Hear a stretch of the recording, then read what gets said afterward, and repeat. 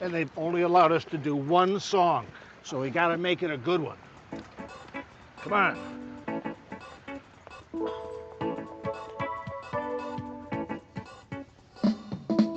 Taste the biscuit, taste the goodness of the biscuit.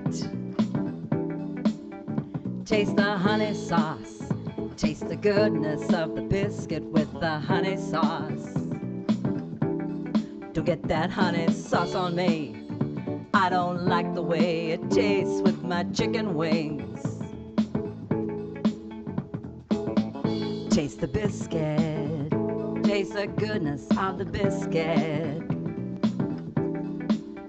Taste the butter spread, taste the goodness of the biscuit with the butter spread. To get your butter spread all on me, I don't like the way it mixes with my mac and cheese.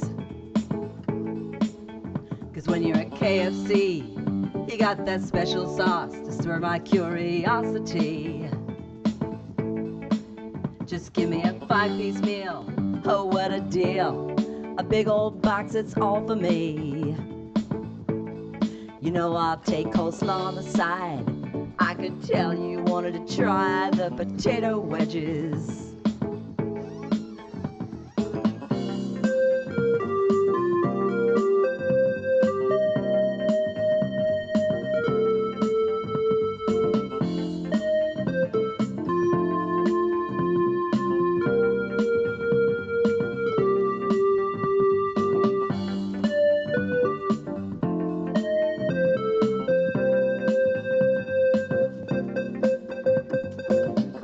Taste the biscuit, taste the goodness of the biscuit.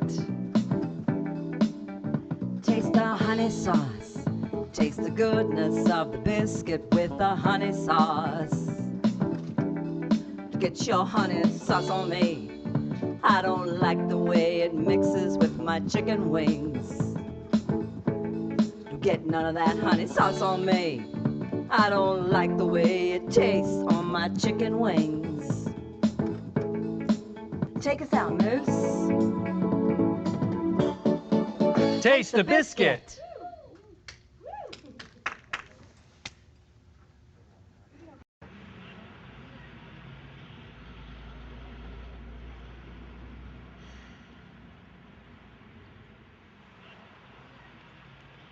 Would you like the rest of my sandwich? I'm not homeless. Hey, come on, grab your stuff. I got us a place to play. What is it? Oh, I don't know. It's a place called Dante's or something. And they've only allowed us to do one song, so we gotta make it a good one. Come on.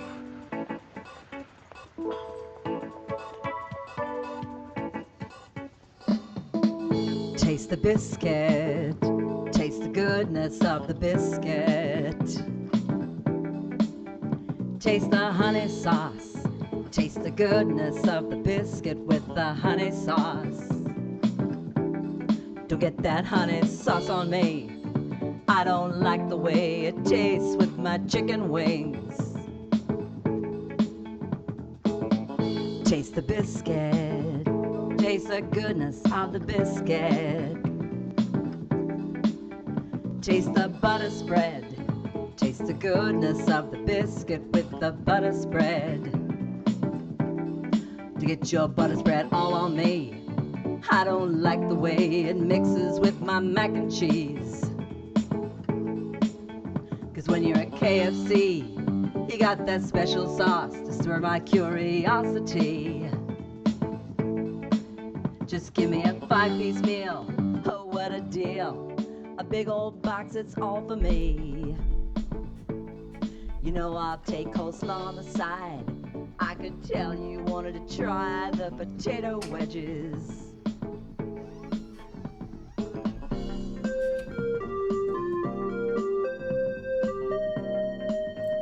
Hello, everyone, and welcome to another Sovereign Citizen Sunday. How are you all doing? I hope you're having a good one. Later, we're doing a patron-only stream. We're going to hang out and watch all sorts of stuff and take this conspiracy test. So we'll see if I believe any conspiracies. Probably not, but we'll see. But that's for the patron-only stream, so we're doing that later. Until then, let's start doing some Sovereign Citizens. Fenekagami says, have a long drive home after a Sabathon event. Thanks for keeping me company. Of course. Drive safe. Make sure you're not distracted. Ooh, I have something for us that I wanted to look at, actually. I showed it a while back, but I don't remember if it was on a Sovereign Citizen Day. In either day, it's good enough that you need to see it, so...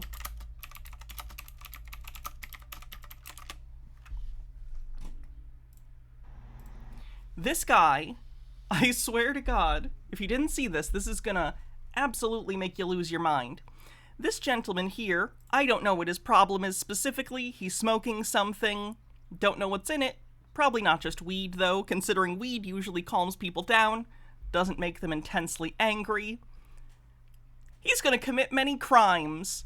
This video starts with him talking on the phone with his mother. They are supposed to go to some event center. Don't know why, don't care why, doesn't matter. They have plans, they need to go to the event center. But all of the exits are blocked off around the area. Who could possibly know why? And he doesn't give a shit. These signs that say exit closed, they're not for this guy. That's for normal people. This guy doesn't follow rules. So we're gonna check it out. Yes, Demos, I said we probably watched it, but I want to show it to people who didn't see because it's relatively short. Krizia, thanks for 39 months, says, watch the VOD for Friday, and Hans is ridiculous, isn't he? And Altered Undying says, hey, Hannah, great to see you. I have so much anxiety from cold calling book reviewers. Also have a new ad for the book. Sweet. You can put this on the subreddit if you'd like to. That's fine. As long as it doesn't get spammy, I'm okay with people talking about and being like, hey, I have a new product or project out. That's fine. Audi Atheist, thanks for 15 months and kicks off a hype train. So while this hype train's going, let's watch this man commit an absurd amount of crimes.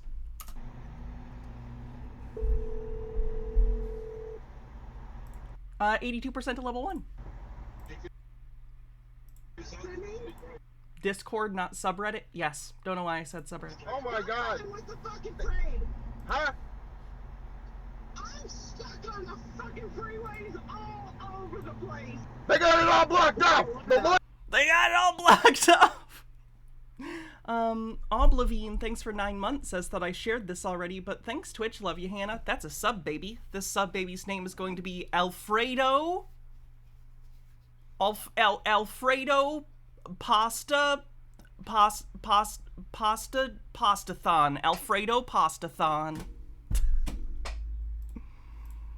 center exit, the convention center exit, every motherfucking exit!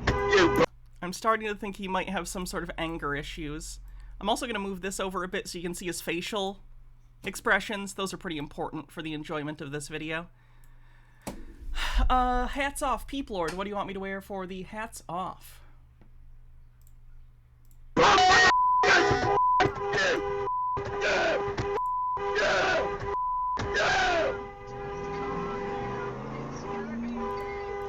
Hard hat? Okay, let me see where it is.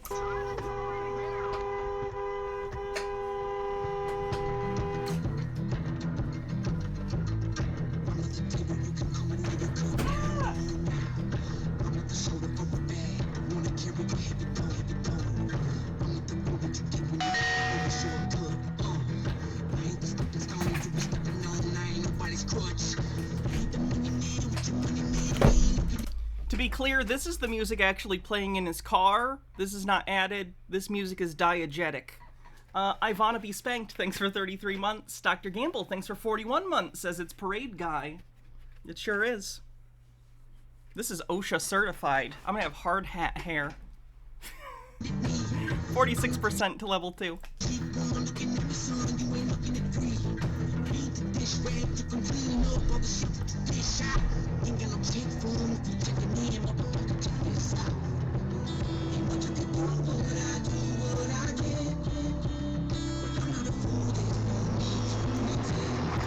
One second. Is this the whole video like this? I'm gonna flip it so you can, well, no, I'm just gonna shrink it so you can see his face as well as the other cams, because of course, This is caught because he has a dash cam car in his car and like cameras around his vehicle, which of course documented all of his crimes. He's smoking crack or meth out of his pipe. Is he? I know he had something he was smoking, but I didn't know if they had confirmed that it had been tested and what was in it. Hydrate.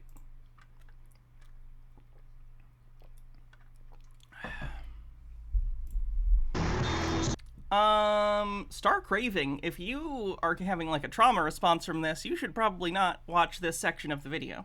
Like, take care of yourself. Dr. Gamble says, hey, it's time for Crazy Taxi. You gotta get to the parade in 2 minutes. 50% to 2 on the level 2 on the hype train.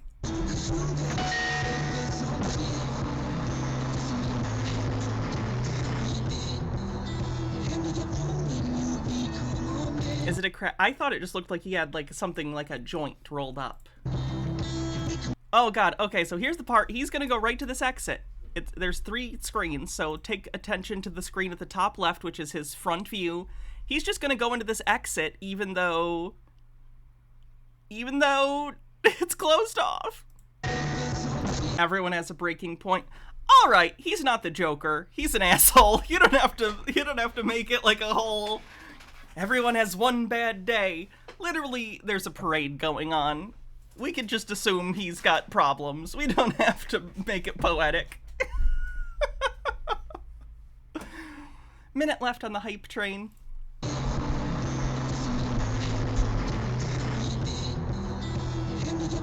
Okay, so there are people stationed at these exits. It's not just signs and stuff, there are people here. He was denied bail. That is not shocking at all. Dr. Gamble says, could you imagine if it was closed because the road was out and he ended up driving off a cliff? Ah, yes, the cliff that they're building. I know what you meant, though. Oh, yeah, see, okay. Is this not the moment where you go, I already fucked up. I am at 45 degrees in my car.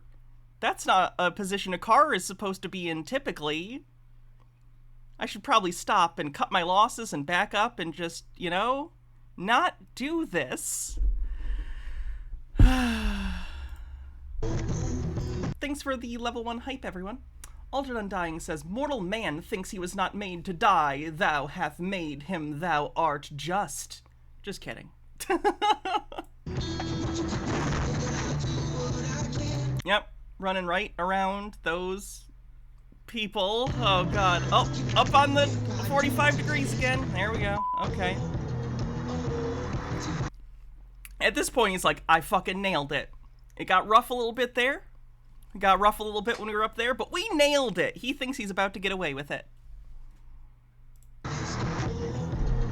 This is why people buy these trucks. I find that to be a suspect position. I do not think most people go, I need a big old truck so I can evade the law. I don't think so.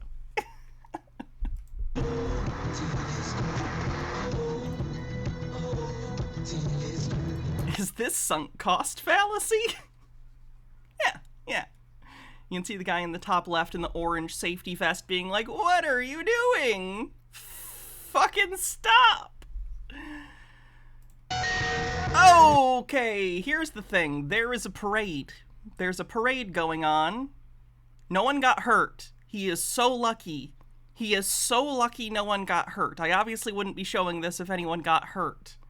But oh my god. Why would he do this? Everyone's screaming because there's a crazy person driving a truck through this and they don't know if it's an accident or what's happening. This needs to be forwarded to the police. He's in jail. He was arrested like the same day. He got caught. He filmed it. And like 1 million people, not 1 million people, sorry, I'm being hyperbolic. Everyone at the parade in this part saw him, so of course he got caught. Yeah, it's like Daryl Brooks did something similar, except he actually killed a bunch of people and injured many others. There was a cop he just drove past trying to like be like, what are you doing? Cop chasing him.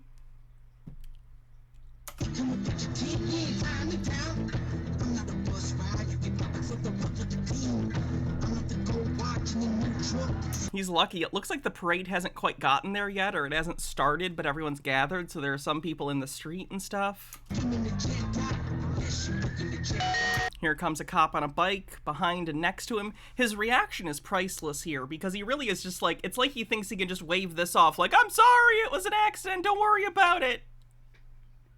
That's not how this works. What a mess now.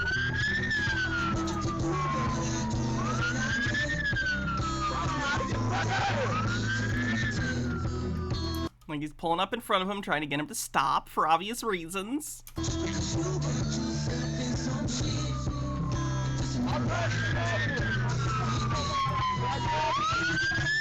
I don't know what he's specifically saying there, but he thinks he can talk his way out of this. This is not what Nick Cage meant when he said, take the third option in National Treasure.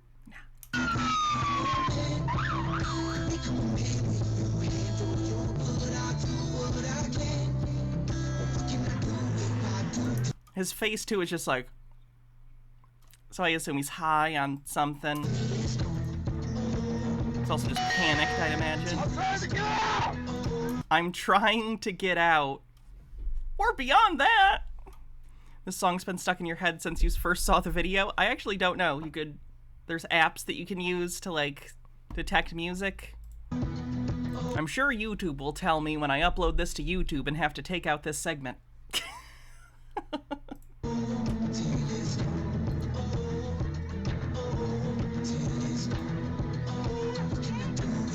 Driving through people's chairs. Yep, okay. I'm gonna say this is about three-star wanted level at this point. And he's just gonna speed through the city trying to get away.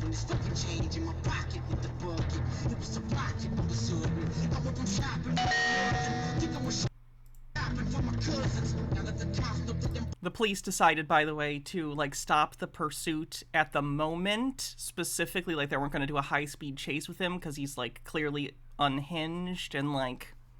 So if they chase him, they're afraid he's going to do even worse and, you know, run into people. So they kind of let him go. They have, you know, they have his license plate. They have the make and model of his vehicle. They probably have him on camera at some point. There were so many people there. They probably got images of him. So I think they just decided, we'll let him think he's gotten away, so he maybe stops driving and endangering people, and then they went and picked him up later. Taste the meat and the heat. Terradona says he really needs to lay off the Rage-a-Hall. Agreed.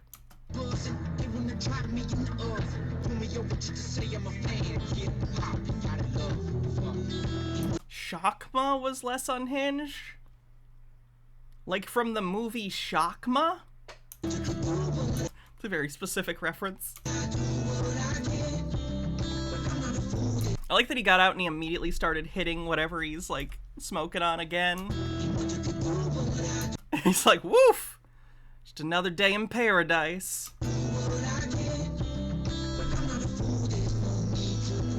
There's a cop behind him, as you can see. Recognizes him. Oh, there's more cops! Look, we found you and you're already stopped. Will you please not go? Oh, no. There he goes.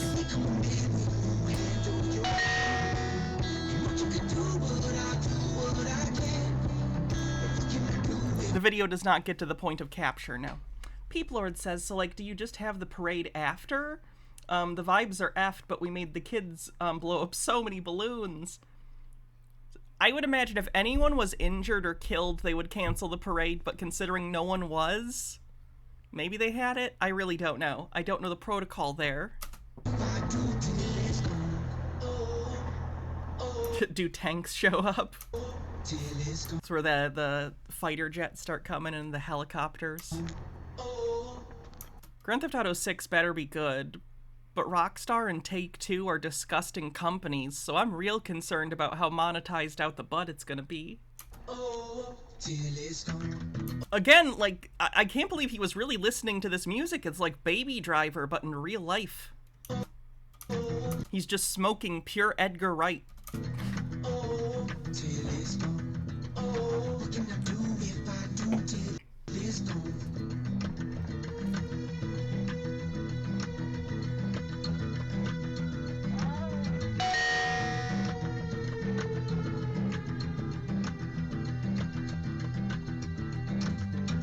Waiting this to go like the Blues Brothers chase. He does not go into a mall. And there are no Illinois Nazis. Oh my god, he's gonna cross the parade path again! You fuck- what are you doing? What are you doing? Oh, what a moron.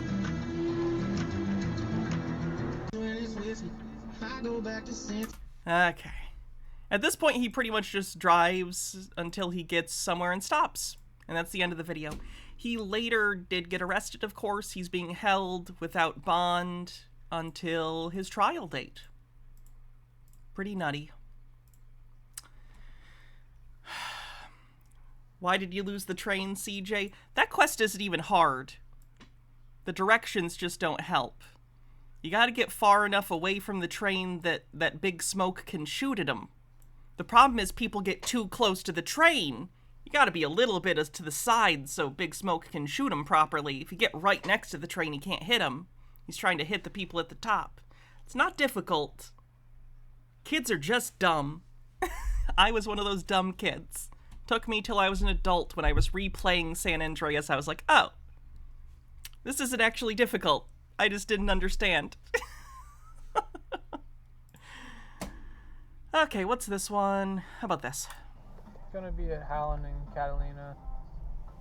It's a blue Ford truck displaying some kind of sovereign citizen looking tag. Can you start us a second, please?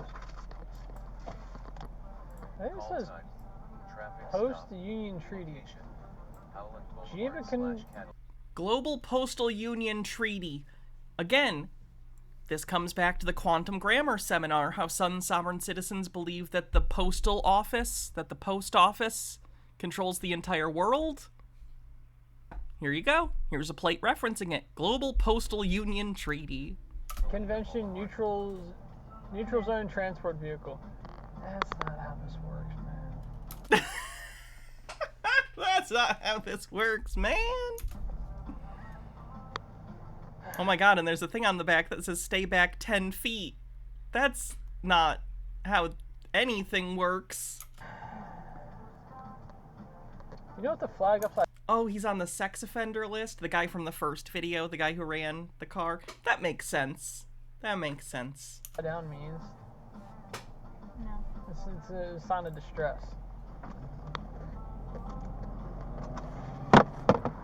Hey boss, how you doing? Not too bad. Deputy of the Sheriff's Office. Sure, he's gonna love this.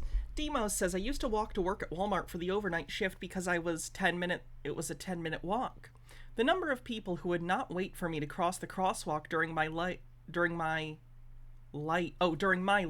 would just make their left turn and almost run me over was wild. Yeah, people don't give a shit about pedestrians. It sucks. I just got pulled over. Hey, so the reason why I'm stopping you, boss, I didn't recognize the tag that was on your vehicle. Yeah. Okay, do you have your driver's license registration with you? Here you go. I got the paperwork right here. Where's the paperwork at, Michelle? Here. All right. Oh, yeah, I saw this a while back. I don't think I showed it to you guys yet. You may have seen it on someone else's channel that covers SovCits if you watch those as well.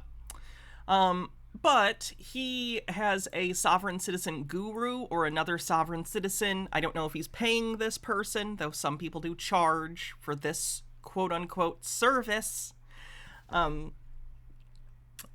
Basically, he's on the phone with someone, either a friend or someone he's hired, to try and teach him how to do the sovereign citizen stuff. This never goes well. I've seen this multiple times where they have their, like, SovCit gurus on the phone. Never goes well for them. It's where? Yeah, I'm gonna see. Oh, Here. She wants to talk. it's on speaker. Here, go.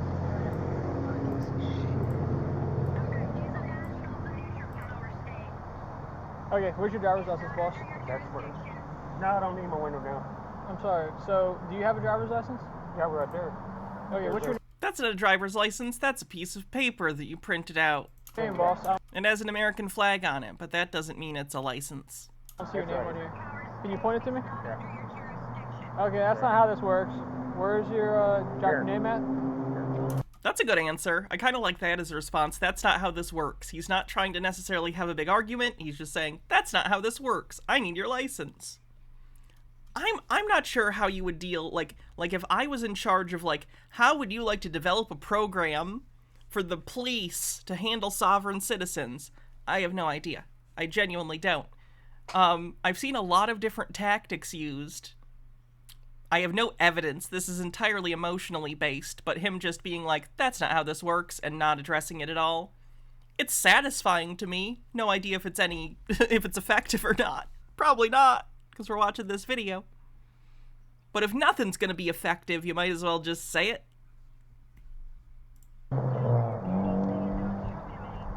I'm just getting him the paperwork.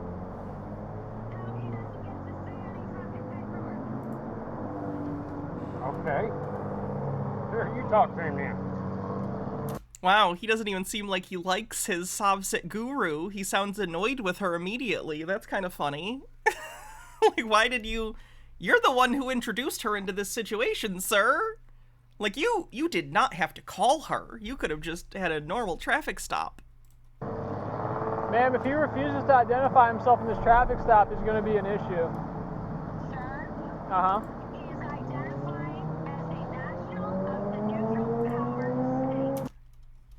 He's identified himself as a national of the neutral powers. That's a new one to me. I've heard state national, I've heard non-citizen national, I've heard state citizen, I've heard sovereign citizen, of course. I have not heard national of the neutral... Okay. That's new. Interesting. Interesting new Sovset lore I've not heard before. As you know, that removes him from your jurisdiction. No, he doesn't know that because that's a thing you made up. Well, maybe you didn't make it up, but, you know, someone did, and it's not true. It doesn't matter who he identifies as. He's operating a motor vehicle in the state of Florida, ma'am.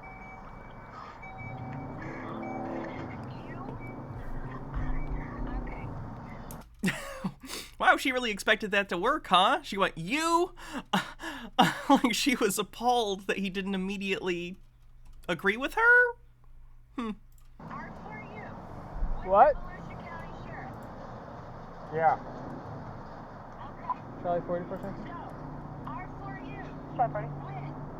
44. How far out is my second? Your Central Long, Charlie 49. 93, how far are you guys? No, I just was checking. Ma'am, so this is what's going on. The tag on his vehicle. No, I don't think he called his mom. He called another sovereign citizen. This is a thing they do sometimes. Some sovereign citizens will either, you know, mentor others, and by mentor I mean allow themselves to be available to be called during situations like this, or more likely they charge them for this service. Like, oh, if you're pulled over, you pay me X amount of dollars a month, and while you do, I'll help walk you through this until you're comfortable doing it yourself. Does not appear like it's proper back to any state. So it appears the vehicle is unregistered.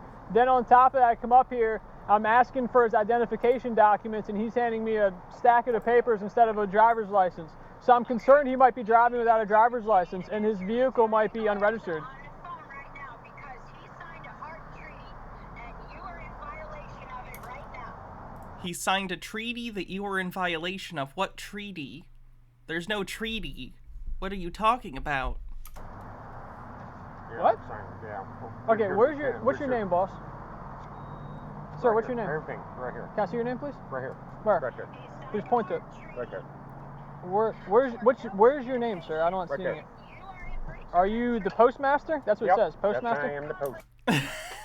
Okay, so again, based on the quantum grammar seminar we watched, where a lot of sovereign citizens get their worldview from, they believe that the post office is in charge of America and the world, that there's basically the post office is a sovereign nation that secretly controls everything. So I'm assuming, based on the fact that they're appending postmaster to this guy's name, they think that they have somehow, through treaties or paperwork that they made up, Like, oh, the post office is in charge. I'll make myself a postmaster, so I'm sovereign against the other postmaster. It's kind of like when Marcel pretends he's a judge or an emperor. He's trying to establish sovereignty just by declaring himself to be something in authority. In the case of him, he's saying a judge or a prosecutor or an emperor because, you know, at least those are things that in real life do come with some area of authority. The problem in this case is it's another layer removed from reality, in that they're not even trying to co-opt titles and language of authority in the real world. They're co-opting the language of authority from the fictional authority in the mythology of the conspiratorial world they've concocted. Does that make sense? Like, imagine instead of being delusional about sovereign citizen stuff, they thought Star Wars was real. So in order to get out of tickets, they're like, my name is Grand Moff Steve. That's effectively what they've done. They're trying to take on authority, but it's like doubly interesting because they don't realize the authority they're trying to claim, even if they had it, wouldn't matter. Anonymously, thanks for 12 months. Happy anniversary. All right, so is your first Good choice, Dark Node. name Mark or your last name Mark? No. So nothing on here has your name. I forget what it's called, but there's a word for this where, like, one context... Like, there's a word for levels of context removed from reality or rationality, and I forget what it's called. But this is like that. Like Marcel is arguably one... Let's call it like a let's call it something. We'll just call it levels for now, because I don't remember what they're actually called. In terms of levels of delusion, Marcel is it called a disassociate? Okay, let's go with that. Marcel is like one disassociate away from reality, in that he believes that, you know, he can become an emperor, but otherwise, like, he thinks the world is real and, like, emperors and judges have power, you know, like in the real world, at least hypothetically, you know? But then this group is one further level disassociate away from Marcel, in that they also believe that, like, the world is run by the post office, so they're not just trying to steal a level of authority, they're trying to steal a level of authority from authority that doesn't exist or matter in the real world. This is, of course, subjective. I'm not claiming this is like an objective way of... I'm just saying it's a way of describing what I'm observing here, and that we're even further from reality than a typical sovereign citizen. And that's scary. You could do the same thing with, like, the meme stock people we look at, you know? Like, you could argue that, like, GameStop people are maybe, I don't know, a few disassociates away or whatever for a variety of reasons, but, like, you can go to something like the Bed Bath people, and they're, like, exponentially, they have to believe so many different levels of nonsense in their own mythology that it's so disassociated from reality that you have to, like, have a translator to even understand what they're talking about. It's me. I'm the translator. It's interesting. It's interesting. Name. I should have been born a babblefish. That seems like a fun life. Right there. Useful. Is your destiny First name. Mark? Destry? Is Yep. that how I'm saying Yep. it? And what's your last name, boss? I can't see it. Right there. Walker. Do I plan on either doing a Christmas Eve or New Year's stream? Maybe New Year's. I'm probably going to spend Christmas Eve with my family. Like, when I was younger, there was a time when I wanted to do a lot of holiday streams because I had nothing going on. You know, sometimes for certain holidays, but nah, I'm probably going to take that day off, as well as Christmas and, you know. Walgerman, what's your date of birth, sir? Maybe New Year's, though, at least for a little bit, but probably not till, like, midnight or anything. Right there. It's not I'm on not there. telling him anything. All right. Well, this is the thing. If we cannot properly identify you, then there could be a potential issue for us coming up. I'm telling you that you cannot talk to us. Well, that's fine. He can. He doesn't necessarily have to talk to me, but he does have to obey my lawful commands. Wow!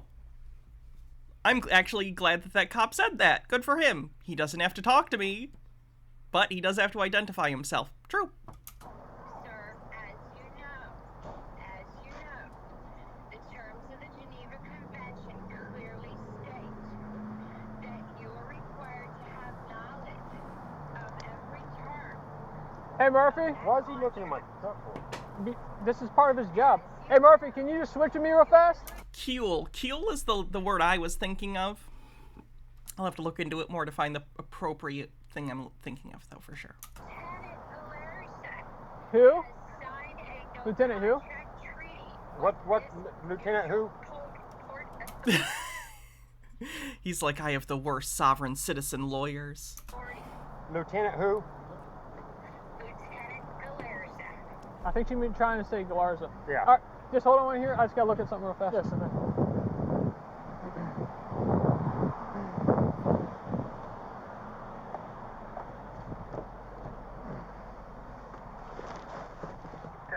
that's going to be negative. Comes back on a blue 2012 Ford, registered to a Lower Lynn, the Bonzi, out of Lake Helen, expired back in 2022. All right, sir. This is kind of where we're at. So I checked the. Hang on, Michelle. Hang on. Michelle, hang on. So this is kind of where we're at. So I checked the VIN. The car is currently. Okay, I've thought about it, and I think I'm trying. Here's what I'm trying to express vis-a-vis the whole, like, you know, being apart from things. It's the idea that if you were to try and look at this person's belief systems, if you were to try and make some sort of, like, chart of how they think the world works, how would you reverse engineer that chart and debunk it? So this person thinks, you know, that the United States Post Office controls the world. So you have to address that. But that's not even, like, the first thing you need to address. First of all, you need to be up here and be like, hey, like, this isn't how anything works. You can't just claim authority by filing paperwork randomly.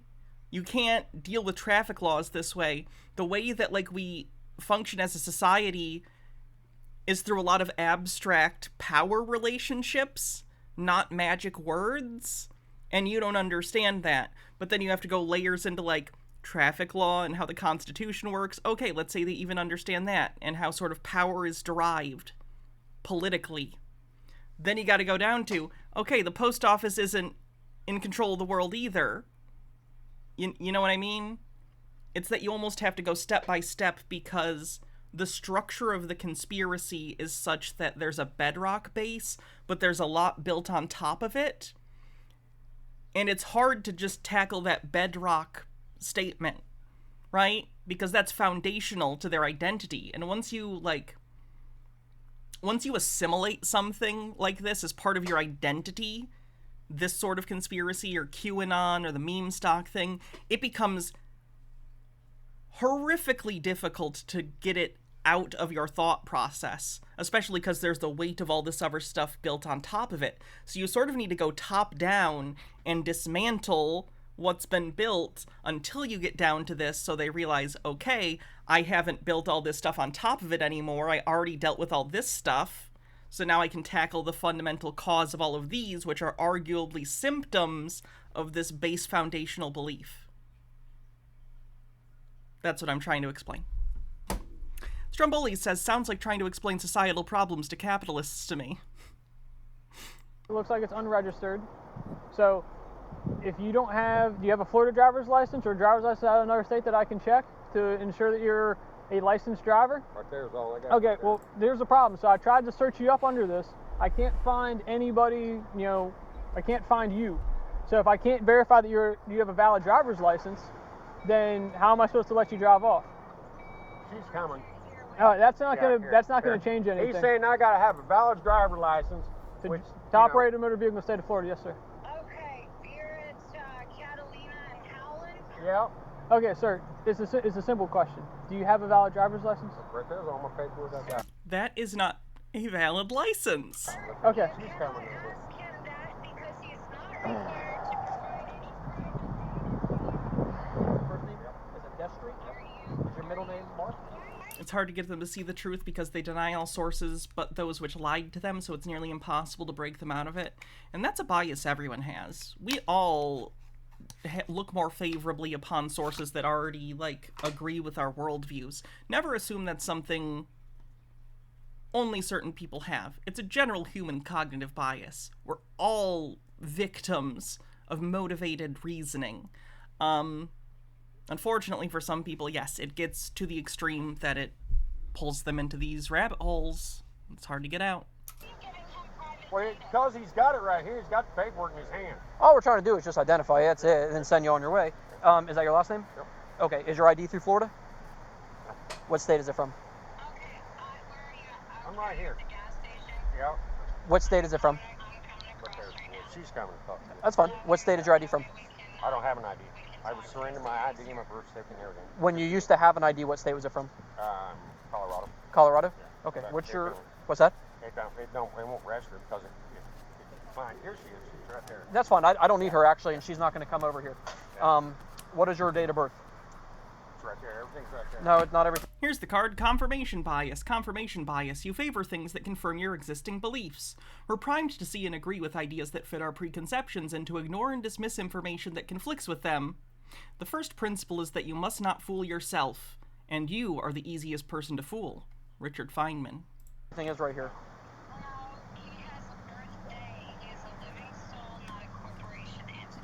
This is why it's important to continually try and falsify things, even your own beliefs, especially your own beliefs. Okay. Does that make sense? Not She at knows all. this. I know. Destry, hop on out. I'm not. Why do I need to get out of my car? Have I done something wrong? Wait. Whoa. Before you drag me out of the car, what have I done? Hop out of the car. Have I done something wrong? You're failing to identify yourself. That's not a law. That's not a misdemeanor. It's not a law. Hey, don't get in my car. What are you guys doing? What's this? They're jerking me out of the fucking car, Michelle. Get out. They're getting me out of Get the car. out. All right, I'm getting out. I think you need to fire Michelle. I don't think she's doing much good for you. All right, get Stop out. pulling away from me. Out. You guys are jerking me around. You guys are jerking me around. Look over. I got you. All right. Well, I'm not jerking around. Now you're under arrest, buddy. Damn. We're not doing anything. What? I'm resisting and you guys are jerking me around. How the hell am I supposed to Walk hold my over to the fucking car, hand? man. We'll figure this all out, sir. Well, not to show my ID is not a federal offense. You tell me. It's not an ID state Separate here. your feet, boss. It's not an ID state here. It's not an ID state here. Are you talking about stop and ID? First of all, I don't know what the stop and ID's like, but that's not about driving a car. You are driving a car, and when you're driving a vehicle anywhere in the United States, you need a driver's license. There are no states in the United States that don't require you to have a driver's license to operate vehicles on the public roadways. Zero. It's a nonsense statement. H. Baird says, on the subject of not fooling yourself, There's a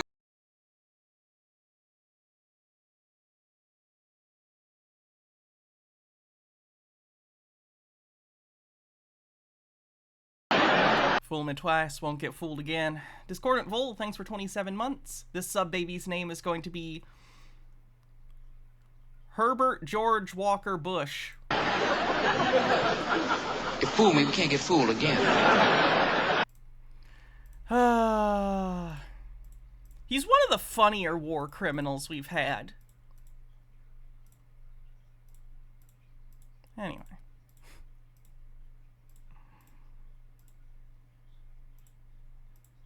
Where was that?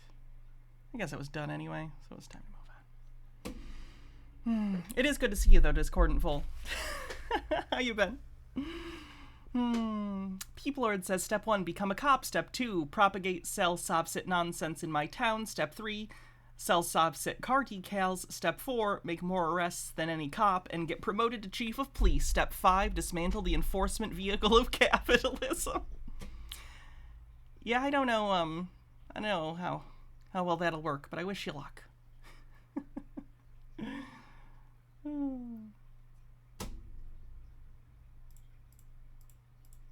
Oh no, we weren't done with it yet. And I don't go for seats. Stop bucking on me, please. It's not registered. Stay on my wallet. No. It's not. Stay on my wallet. Everything's coming out your pockets. No, man. no. Hey, Stay on switch my sides, wallet. man. I don't accept. You might not accept it, but it doesn't mean it's not You happening. guys are illegally fucking searching me for no fucking reason at all. None. They are arresting him and they are checking him for weapons. Pat downs are allowed. None. Stop yelling. Don't know about the ID thing. You'd have to ask an actual lawyer about that shit. In general, talk to a lawyer. I'm not a lawyer. I'm a random lady on the internet. Okay. Yes. Oh, is that her? Is this phone lady? Is this the lady from the phone? Do you want to talk to Oh my god, she's not in the phone anymore. Good for her. him or not? If not, we're going to get him out of here. We're trying to give you the keys.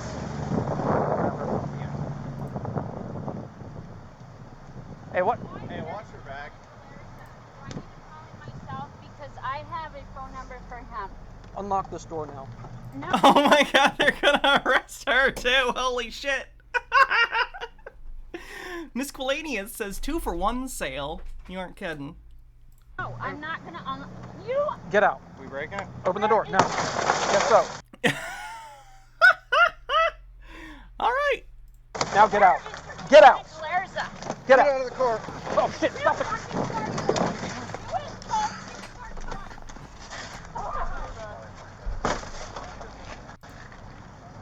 You just told 241 and you're fucking hurting me. Give us your hands. Give us your That hands. escalated quickly. Yeah, they're cops. They're Florida cops. Of course it escalated quickly. I'm not looking into your. I'm not signing anything. X-ray 90 Central. Oh yeah. I have no idea We have what another- they're gonna say her I don't know what they're charging her with. They're 1015. Do we have a watch scenario log on? Her arrest felt pretty... I'm annoyed with her, so I'm gonna arrest her and figure out what I'm gonna charge her with. Like, I get it. You could probably charge her with, like, interfering with an arrest or something. You know, whatever. Disorderly. I don't know. They could make up something, but it feels like they are like, fuck this lady. Let's arrest her and figure it out. Hydrate. I'm not saying that's definitely the case. I'm just saying I don't know what specifically she did other than be annoying. The guy definitely broke law, though, by driving without a license, rather. Discordant Vol says, I think there's a legitimate fear among police that they have been trained wrong by their superiors and they might commit a violation on camera because it's a shitty system. I mean, they should be concerned about that. That's their job. Arrest her.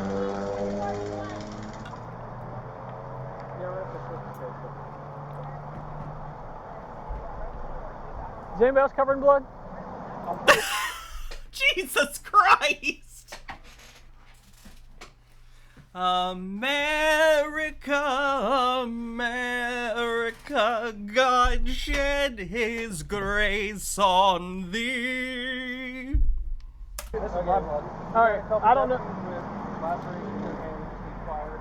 Non-emergency, okay? Just to clean out the wounds, okay? Who's got napkins? All right, let's do a court one.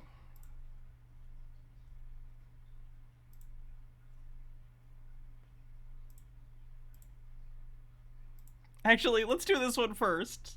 We're gonna learn about freedom credits, guys. The Freedom Credit. Currency that serves you, your friends, family, community, country, and the world. So I'm just going to give you a brief overview of the topics we're covering in this video. First one is mission. What is the Freedom Credit? Then a highlight of differences between the Freedom Credit, fiat currency, and cryptocurrency. Then we'll look at the app, then transactions, fees, value. How can I... This sovereign citizen is making a cryptocurrency that he thinks is going to be the currency of his new sovereign citizen utopia. He has a whole thing on his channel. His channel's called Utopian Realism, by the way. Welcome to... This is all his plans for his new society. And to be clear, this isn't like a LARP thing. Like, I know we've covered people before who were, like, making countries and stuff, micronations, but, you know, they know it's a hobby. They just have an interest in systems of government and bureaucracy and how these things function, so they like to make them for fun, you know, like fantasy football, but for governments and stuff. This guy's legit believes this. We've covered him before. We've heard him talk on a variety of sovereign citizen topics back in the day. Some of his channels got deleted, but now he is back, and the whole channel is him trying to explain how he is going to set up this utopia. And of course, the money is cryptocurrency, because look at the guy. Bittergrin says, what is the freedom credit? I'm guessing a way to give this guy money. You know? Maybe? Maybe. I get freedom credits. Like, he looks like a crypto bro, right? You're like, oh, that guy's into crypto. I think that's a fair assessment. Stay up here, Boxy. Stay far away from the bad man. How many are there? Where can I use it? The cycle of how it can work in the real world. Why don't you have to pay tax when using it? And the secret ingredient is crime. Application. And just a little disclaimer that it is still in development at this stage. So here's the idea. What is the freedom credit? The freedom credit is an alternative method of trade in the form of a digital currency, free from... That's literally just a stock photo of a Bitcoin. I literally have one of those. Did I put it in a drawer? It's Baja's. She was just letting me use it. It's somewhere. Anyway, I have one of those little Bitcoins. Pseudosapien! How you been? Thanks for 37 months. Says, I just got here. Are we doing crime? When are we not? It's all crime. Every day. I mean, just being trans and like, gay, like, these things are crimes somewhere in the world, so I'm always doing crime. Pseudosapien thinks I literally just read that. What is wrong with my brain? I didn't mean to do that. I apologize. I just got into auto mode. Taxes, fees, restrictive regulations, volatility. You got it twice. You got it twice. That's how much you're valued. Twice as much. Math. Now it rewards you for using it. The mission behind the freedom credit is to enrich people's lives and educate them about utopian realism, a social system that integrates... Utopian realism is kind of definitionally an oxymoron, by the way. Because utopia... Hats off. Baja, what do you want me to wear for the hats off? Dr. What? Thanks for 14 months. The word utopia is a pun. Whatever I want. Ooh, witch hat.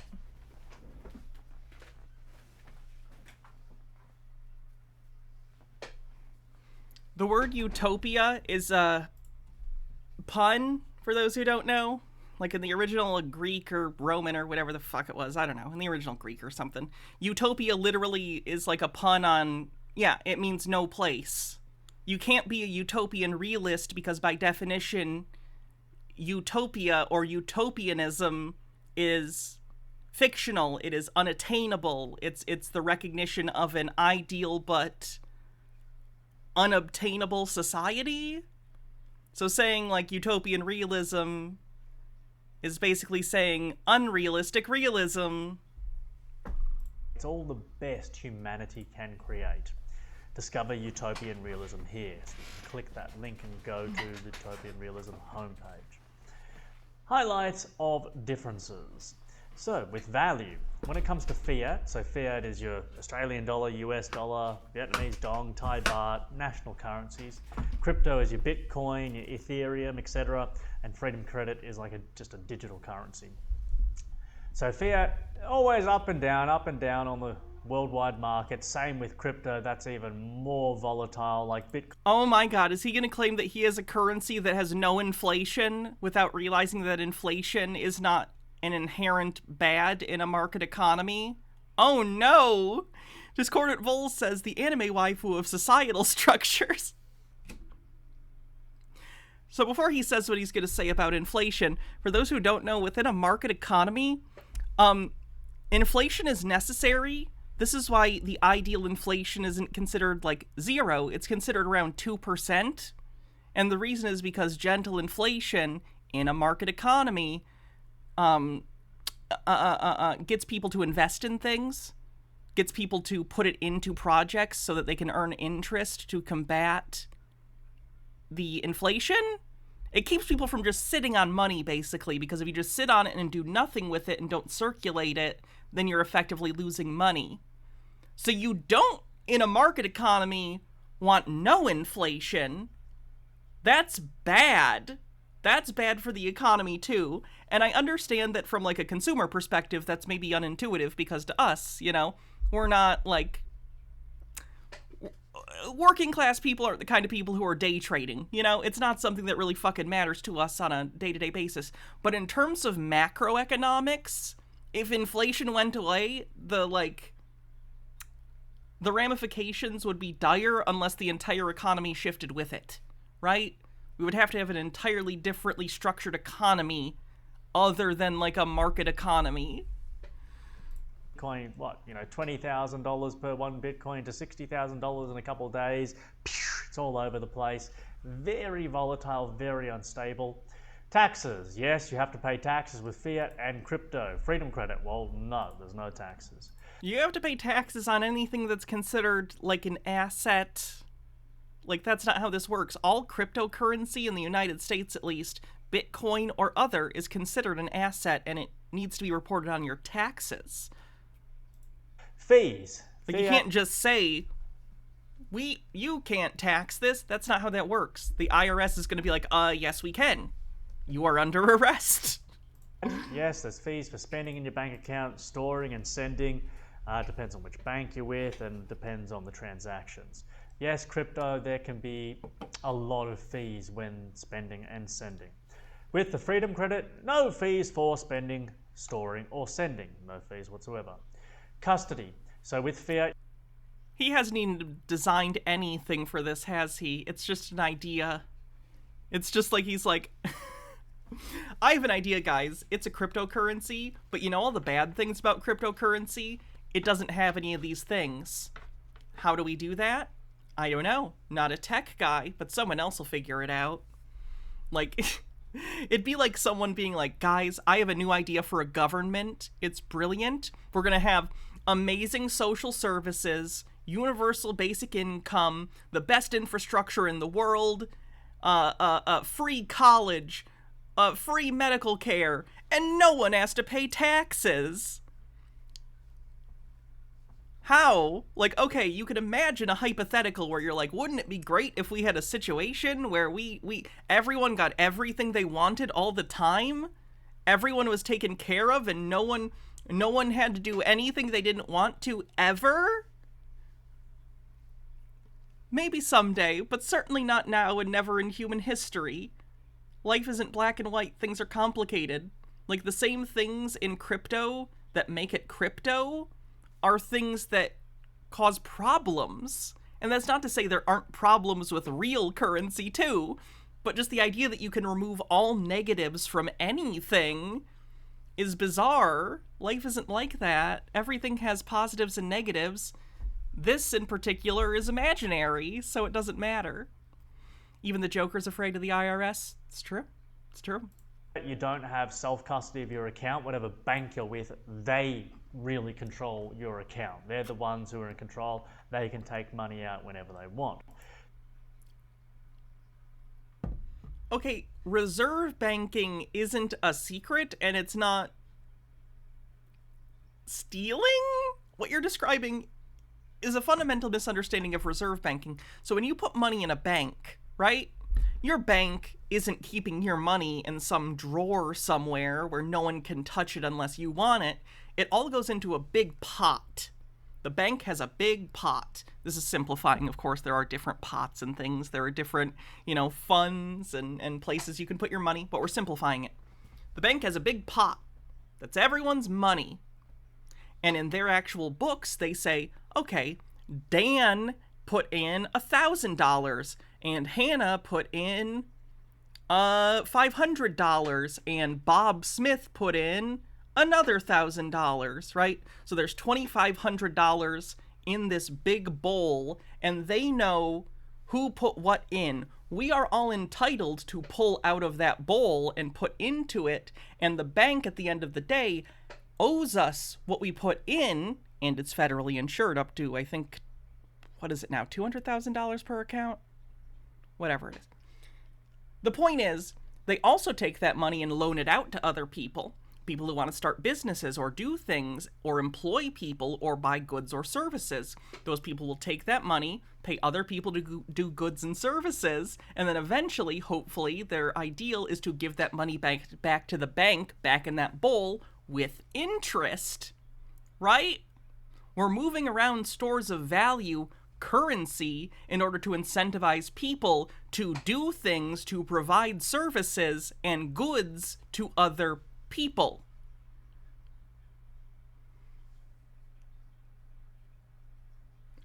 Reserve banking is not a scam, and it's not a secret.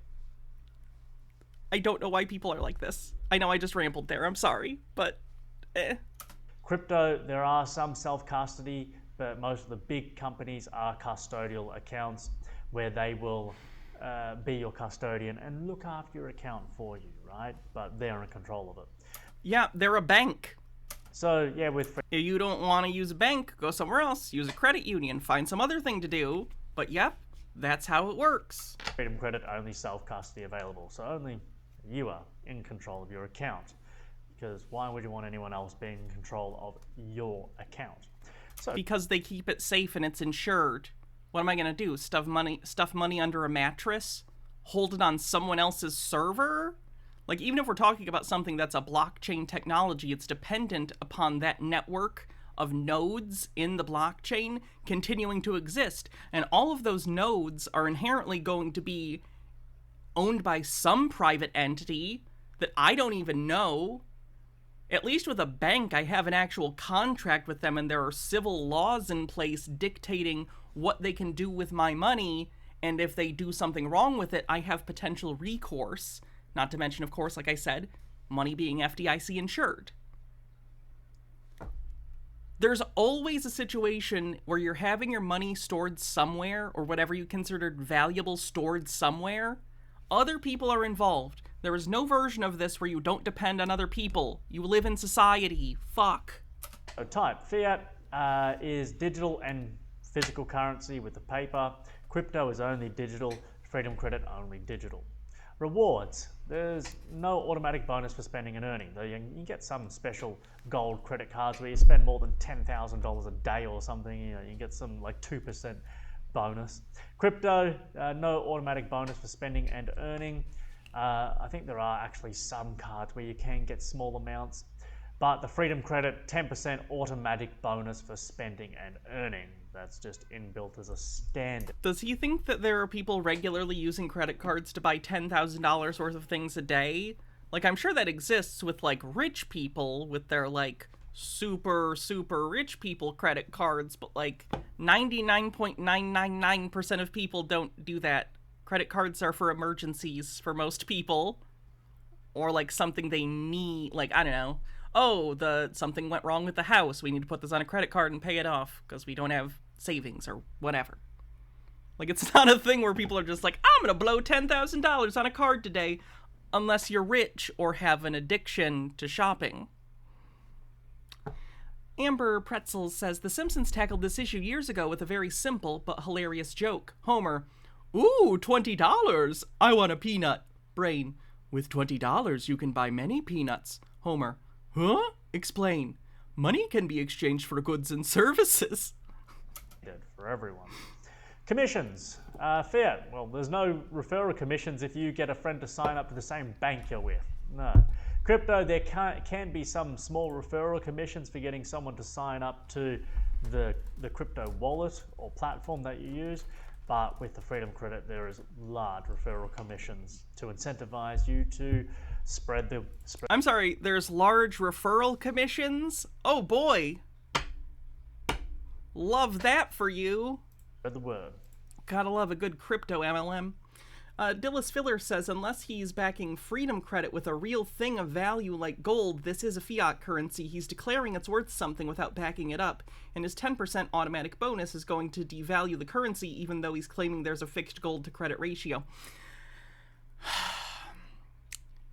This is a crypto bro thing in general. they are under the impression that arbitrary scarcity in and of itself can have a value. That's kind of the basic fundamentals of like Bitcoin. The first cryptocurrency is there is a certain amount of it and it gets harder to get. That in and of itself, they believe endows it with value. Of course, this isn't true. It's like backwards thinking. You're assuming that because things that are scarce in the real world have a value, that means that, oh, if we artificially create something that's scarce, it's automatically valuable. That's not how that works. Attributing one quality of something to a digital thing doesn't mean it works exactly the same. Like, gold is valuable because it's desired by people for a purpose. It's used as a commodity, it's used in electronics, it's used in jewelry and all sorts of things, you know? Crypto's just like a thing that exists of itself. It's a structure holding itself up. Hydrate. It's Wile E. Coyote. Cryptocurrency is Wile E. Coyote, and as long as it doesn't look down and realize it ran off the cliff, it won't fall.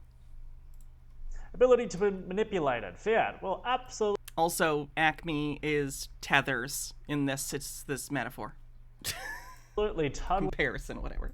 Dominated and controlled by the banks, governments, and rich investors. It's a write-off. Crypto, yes, exactly the same thing because it can be bought with fiat currency, so it's a total write-off. Freedom credit cannot be controlled, cannot be manipulated because you can't buy it. Sure, someone might be able to hack it, but that's the same thing that can happen here and here, but a lot of the time... Wait, if you can't buy this currency...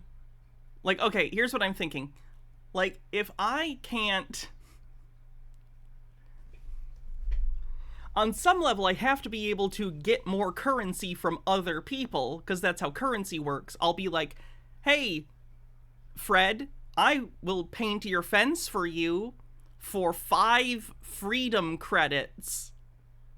I'm effectively buying those credits with my labor, right? So you're gonna have people getting them. They're just doing it to themselves. The people who control these assets will hack it themselves, as we know. Interest. Vibes-based conspiracy. They'll hack it. If I asked him specifically in what way, what does he mean by that? I guarantee he would just be like, you know, they're corrupt. They do things.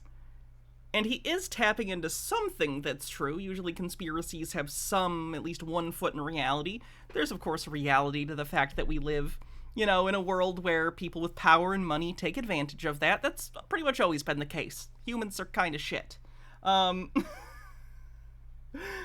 So that's fair to point out, but he's not saying anything specific. He's painting a very black and white picture where I will create my own thing, and bad people won't be part of it. No bad people, so my thing good. My thing good. They bad, they're corrupt. They're corrupt and bad, so they hack it because they're corrupt and bad. It's vibes as opposed to strict definitions. Discordant Vol says, I think a lot of the myth-making comes down to people hearing about rich people money tricks and wanting to emulate them because it's unfair. But social inertia leads people to give up on changing the system and instead wanting a piece of the scam pie. Yeah. Fundamentally, if we want a different system, it has to come from convincing enough people that a different system is not only necessary, but, like, viable, and that we can work together to do that. Otherwise, everyone who ever gets successful is just going to fall back into, well, I can't do anything about it. It requires systemic change. You can't just, you know, do it. At least that's how I feel about it. Things are slow, and they take a long time to change. It sucks, but it's the nature of life. Overthought says, welcome to Whose Crypto Is It Anyway, where the value's made up and the coins don't matter. Fiat, yes, there's interest rates on loans. When you borrow money from the bank to buy your house, there's a ridiculous amount of interest. Same with crypto, but freedom credit. Right, the point of the interest is that they have, again, I am not saying, to be clear, I am not saying that our system right now is great, or that it is fair, or that people are treated well within the system. That's not what I'm saying. I'm strictly talking about what he is saying and how the system works. Yes. They give you a loan so you can get the house and live in it, and while you pay them back, you live in the house that's owned by the bank because you needed a mortgage to buy it. That's how this works. The banks also have obligations that they have to pay interest on, up to and including to the Fed, who loans them money in the first place, because that's where banks get money. Like, it's the mechanisms of our economy, and I'm not saying it's working great for most people. I am saying, though, if you're going to criticize it, you should have a basic understanding of, like, the purpose of a lot of these financial tools and instruments. Like, why? Why is this way? What are we doing? What's the purpose of this tool? In the future, when the concept of loans comes to work in conjunction with the Freedom Credit, there will be no interest on loans. If you borrow 100,000 Freedom Credits, you pay back 100,000 Freedom Credits, not 300,000. No. Ease of use. Fiat, yes, fiat currency. Okay, so when everyone takes all of this money out and no one is paying interest, where are you getting the money to pay out all of these loans without interest? What if people take out these loans with this money and then loan it out to other people and do something to make money with it? Like, you can't, it's like he's trying to find an infinite money glitch. Doesn't exist. Currency is very easy to use with the paper notes and with the bank accounts, very easy. Crypto, no, that's extremely difficult to use. It's a massive learning curve to be able to figure that out. Obviously, people. Oh my God, our Freedom Credits aren't even crypto. Does he literally just have a website where he's like, here you go, you have 1 Freedom Credit, and he like types a, like, it's not even like it doesn't matter. Blockchain is pointless anyway, but he's not even posturing that it's a blockchain. It's just basically gift cards. It's a company store. He is starting a company store with credits. And if you want credits, you do things for him, I'm guessing, and bring people into the system, and you get credits for bringing people into the system, and so do those people, so you get credits from that. And then what do you do with the credits? We figured out, but you have to spend a lot of time. Freedom Credit, yes, very easy to use, even easier than the fiat, much easier. So exchangeability. So fiat can be exchanged for other countries anywhere in the world. That's one really handy benefit of fiat currency. The same thing can be said about crypto, but Freedom Credit, no. It's a little bit of a downside. These other currencies can at least theoretically be used, you know, for goods and services. They're considered valuable and can be traded. Ours, no. Can't do shit with it. It's literally a number on my computer. H-Bird says this video in a nutshell. Now, would you like to buy some itchy and scratchy money? What's that? Well, it's money that's made just for the park. It works just like regular money, but it's, fun. Do it, Dad. Well, okay, if it's fun. Let's see, I'll take $1,100 worth.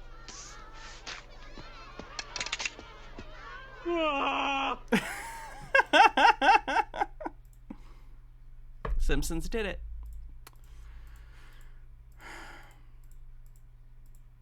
And not be exchanged for other currencies.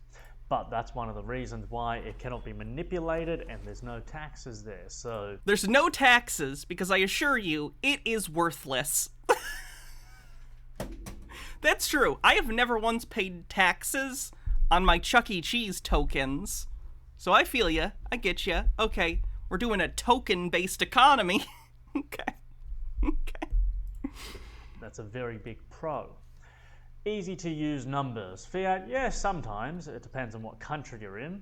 Say Australia, the United States, United Kingdom, Europe with the euro. Some of those currencies are easy to use. But if you go to here, Vietnam, example, loaf of bread may cost 10,000 Vietnamese dong. Or if you're using crypto here, really easy to use numbers. It might cost 0.004 Bitcoin. Or if you're using Freedom Credits, well, it's only 2 Freedom Credits. Wait, how are you determining the cost of a loaf of bread? You can't just say, this loaf of bread, I have invented a currency. This loaf of bread is worth 2 of my currency. We're on the bread standard.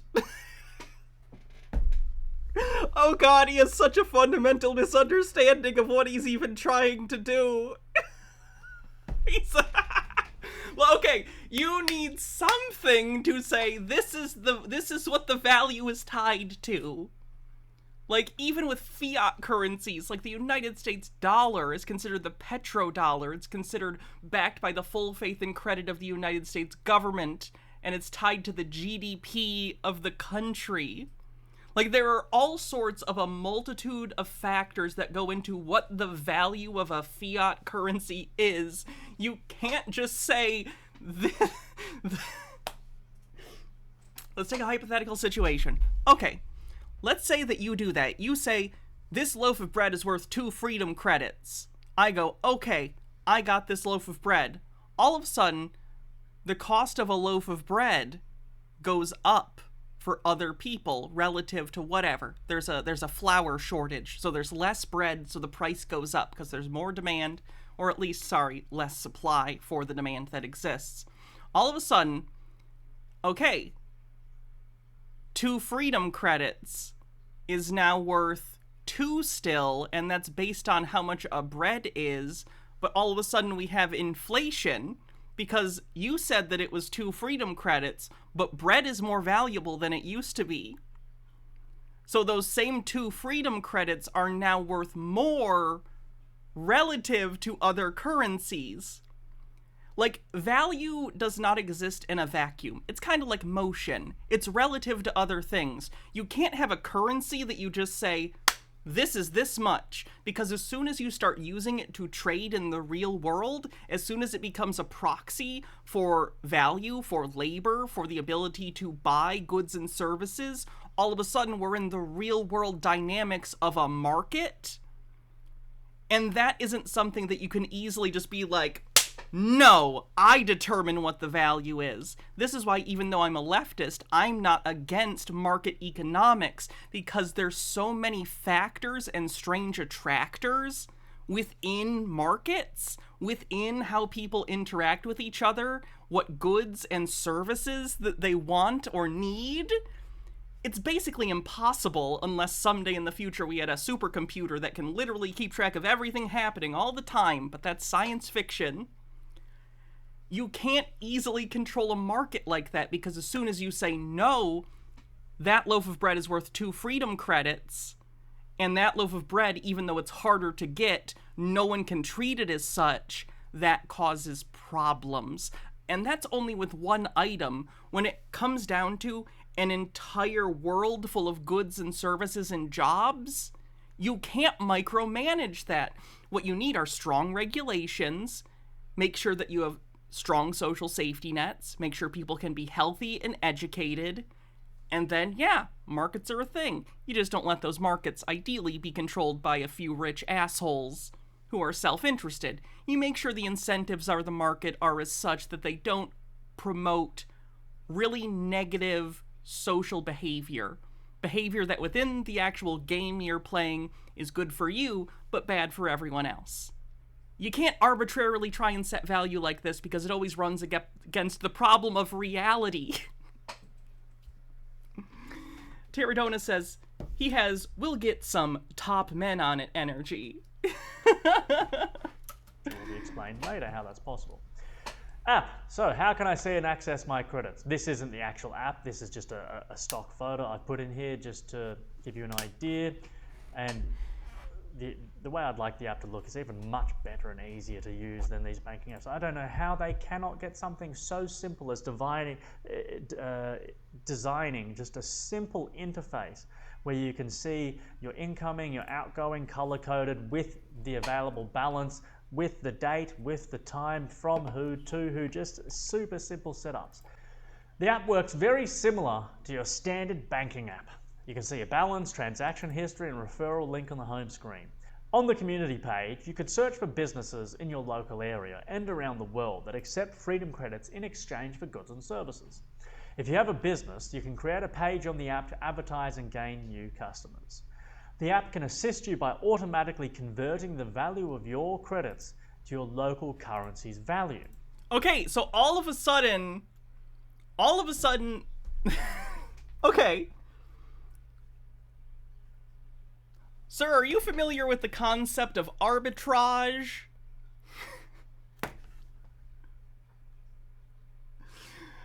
As soon as you're dealing with already having to convert into other currencies whose values inevitably fluctuate because of reality, you have put your currency within a system that automatically incurs the same context. All of a sudden, your currency fluctuates in value relative to other currencies, automatically making its value not determined by you, but by the market. Oh, God.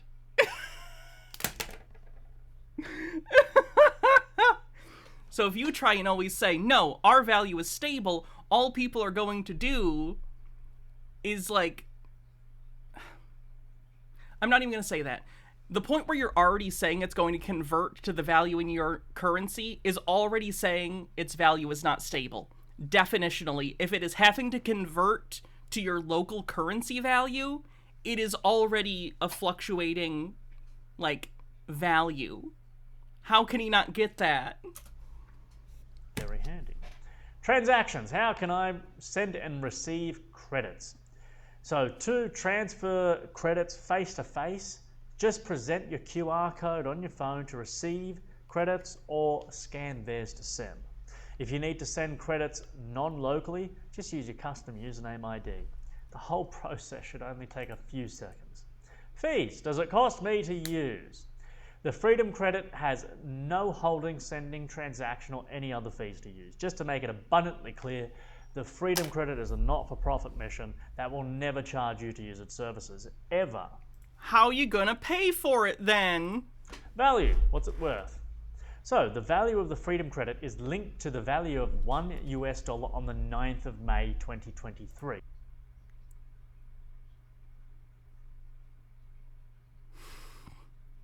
Okay, he seems to think that because he puts a pin in that value, all of a sudden it's stable. No, because the bar that you have set is always going to be relative to the value of other currencies, and whether or not people want to buy it would determine its price on some sort of secondary market. If there's no secondary market, how are people using it as a currency? Because they need to be able to trade it amongst each other to buy goods and services. Ah! This means that the value of one Freedom Credit equals the value of your... Because, like, let's say people all buy this Freedom Credit on the day that it becomes a thing or whatever. All of a sudden, I'm going to say, how many of these can I get if the value were to somehow go up relative to other currencies? How much of this can I get from other people for the least work possible? And then I'm going to sell it for a profit. But if you can't sell it, then you're just going to trade it for more goods and services, which you then sell for fiat currency? Again, you see how this breaks down? Like, it doesn't make sense. Think things through to their logical conclusions, I beg of you. Home currency's currency converted to $1 US. Here are some examples to make this easy. So on the 9th of May 2023, $1 Australian was 0.68, so 68 cents, right? One Vietnamese dong was 0.0043. 1 euro was $1.10 US dollars, right? And you can keep going down with these examples. So if on the 9th of May 2023 it cost you $2.50 Australian dollars to buy a loaf of bread in Australia, or 57 baht in Thailand, or 154 euros in Germany, or anywhere in Europe that accepts euros, or $1.70 US in America, it will cost you 1.70 Freedom Credits in any country in the world to buy that same loaf of bread always. And then you turn around and you say, I use these Freedom Credits to buy that bread, which is now more expensive because of other inflationary factors for world currencies, and then sell it to make money. All you're doing is, again, creating basically a speculative instrument. But again, none of that matters because no one is going to take your monopoly money. So on the 9th of May 2023, 1 ounce of gold was $2,025 US. 1 ounce of gold equals 2,025 freedom credits. Okay, the value of gold is determined by fluctuating demand, among a lot of other factors. The economy's complicated, but primarily gold is a commodity that is used, again, in electronics, in decorative things, in jewelry.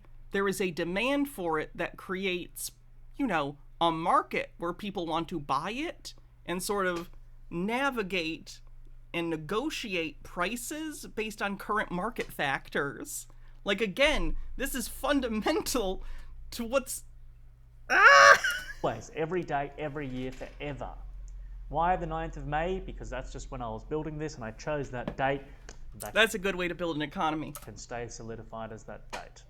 Just tethers the value. The exact day isn't that consequential. How can I get freedom credits? Do I have to buy them? There are 5 ways to get freedom credits. 1. Joining bonus, 1,000 credits. 2. Referral bonus, 500 credits per referral. Hey guys, should we join this and then I'll get 1,000 credits and you can all be my referrals and we'll dominate his fake economy?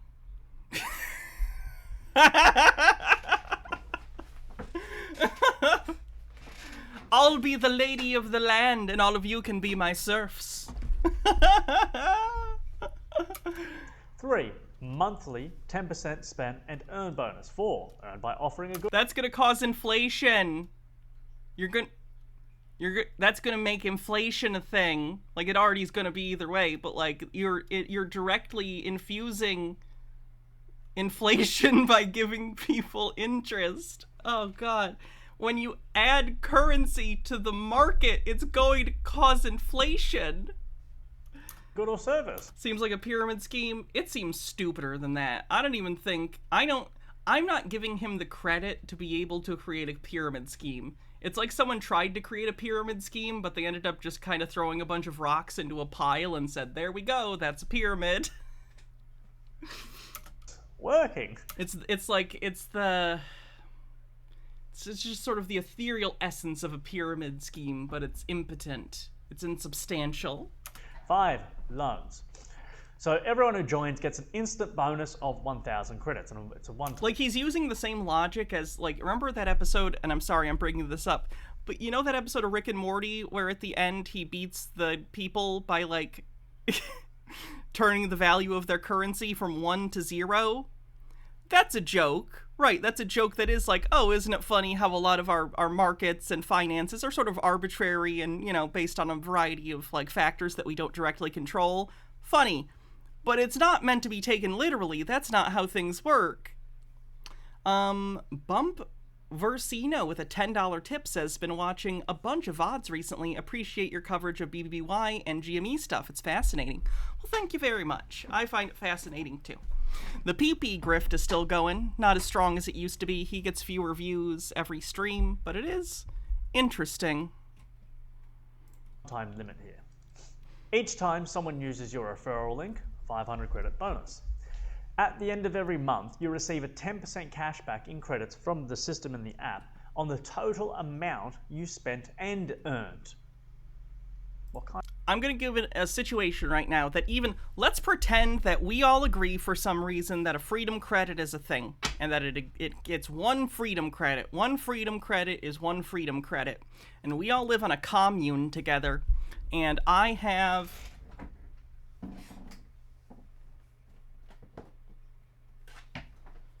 this Blu-ray of Sarah T, Portrait of a Teenage Alcoholic, starring Linda Blair and directed by... what's his name? Richard Donner. And everyone wants this. They're like, this is the greatest film of all time. I need to see this teenage alcoholic immediately. And we all have X amount of freedom credits. We all have some amount of freedom credits. There is only one of these in existence, but you can imagine it's 10 or 20 or whatever. It's a supply. And I say, hey, I have this Sarah T, Portrait of a Teenage Alcoholic Blu-ray. Who wants it? A certain number of people in the commune want it. They all come to me and say, I'll give you 1 freedom credit for that. Someone else wants it. They know that they might be able to get it. So they go, I'll give you 2 freedom credits. Okay, well, what happened here? Nothing changed. It's the same movie. It's the same thing they want. And the value of the currency didn't change. Or did it? Because all of a sudden, oh, this was worth 1? Now it's worth 2. And another person says, I'll give you 4. I'll give you 5. I'll give you 10. Meanwhile, other people are other places on the commune, and they are trying to sell things, goods and services as well.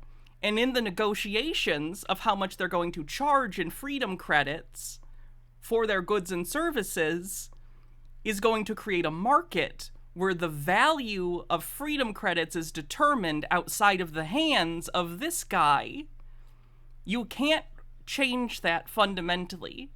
You cannot fundamentally change the fact that people live in a society and we want things from each other, goods and services. How do we facilitate this? Through trade, typically. How do we determine who gets what? Because we aren't in a post-scarcity society. Okay, we'll put monetary value on things and then say the demand is going to dictate the price based on how much supply is actually out there. Now, because this is a game with rules, people take advantage of that. There are companies that will promote artificial scarcity in order to drive prices up beyond where they would be if they just put more out. Of course, there's stuff like that all over the place, and markets get manipulated and people commit crimes. I'm not saying they don't. I am saying, though, that fundamentally you cannot get away from the fact that human beings are going to negotiate with one another about the price of their time, because we all have finite time. So the time you put into either doing a service for someone or making something for someone, that needs to be worth it for you, that you spent the time doing that. And what makes it worth it is that you can then take whatever they traded you and buy your own goods and services that you're going to give to someone else. It's a system where we're all negotiating how much we get for doing things. Again, I'm not saying that the way our society works is, like, fair. It's very stacked at the top. It's just that market dynamics are kind of inevitable. Kind of awesome bonus is that? You're not going to see that anywhere else. Each time you exchange a good or service, you earn credits. And you might ask, well, how is it able to do that? Because I want to invent this app. I don't want to make any money from it. I just want to create a new currency that we can all use and not be dependent on governments and fiat currencies. That's why, and that's how this really works. And you can apply for a freedom credit loan. That's at the concept stage. The whole app and the credit would need to be invented and in development, or sorry, not in development, ready to go, and then... You don't say. Once it has some use, the freedom credit loan can be developed. Yes, it cannot be bought, sold, or transferred into any other currencies. That's what gives it its power, because it cannot. It can't be manipulated, can't be controlled. That's why it's so powerful. Currency availability. How many credits are there? There is an infinite amount of freedom credits available for circulation. This is possible because of its digital nature, value tied to the USD at a certain point in time, and no legitimate need to limit the availability. No matter how much there is in circulation, the value stays the same, as it's been tethered to an exact value that's already been agreed upon by everyone in the world. Okay, I think you've skipped a few steps here. No one else has agreed, much less everyone else in the world. By being tied to the USD. Where can I use it? Is it limited to only some countries? Well, no. The freedom credit is available to use in any country in the world. Wherever someone accepts freedom credits, you can use them. The cycle, example of how it works in the real world. Harry starts using the freedom credit and receives 1,000 credits as his joining bonus. Harry encourages Susan, who has a grocer's business, to join using his referral link. Yeah, Harry and Susan... He's actually going to try and break this down. I'm going to turn a fan on. I'm a little warm. Give me 1 sec.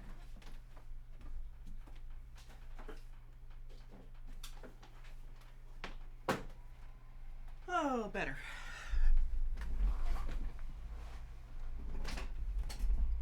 Susan, yeah. And Harry earns a 500 credit bonus. Susan joins and receives 1,000 credits. Harry then spends his credits at Susan's grocery store. How many? How many? And how are we determining the value of things within the store? Like, what are we doing and saying, okay, this Lysol at your store costs this many freedom credits? Susan then encourages Greg, who has a mechanics business, to join. So Greg joins, receives his bonus, and Susan receives her referral bonus. Okay, and now you have, like, more than doubled the amount of currency in the economy. So now, way more people can buy the product, but the actual supply hasn't changed. So now the demand has increased, but the supply's the same, so the price goes up. And I understand, these are all in very basic layman's things. I know the economy and markets are more complicated than this. I'm explaining it at like a lies for children level. Like sort of the, the models of the atom that aren't quite accurate. I'm explaining it in a basic way so as to kind of illustrate something, even if it's not nuanced enough to be actually fully accurate. There are innate dynamics here to how people behave that you cannot get around just by saying things. Susan pays Greg 500 credits to fix her car. Greg goes to Susan's grocery and exchanges credits for food. Harry starts a plumbing business and Greg pays Harry to fix his garage's toilet. The cycle continues. Very easy, simple. When new businesses join, they adjust the price of their goods and services to the appropriate credit value. If a business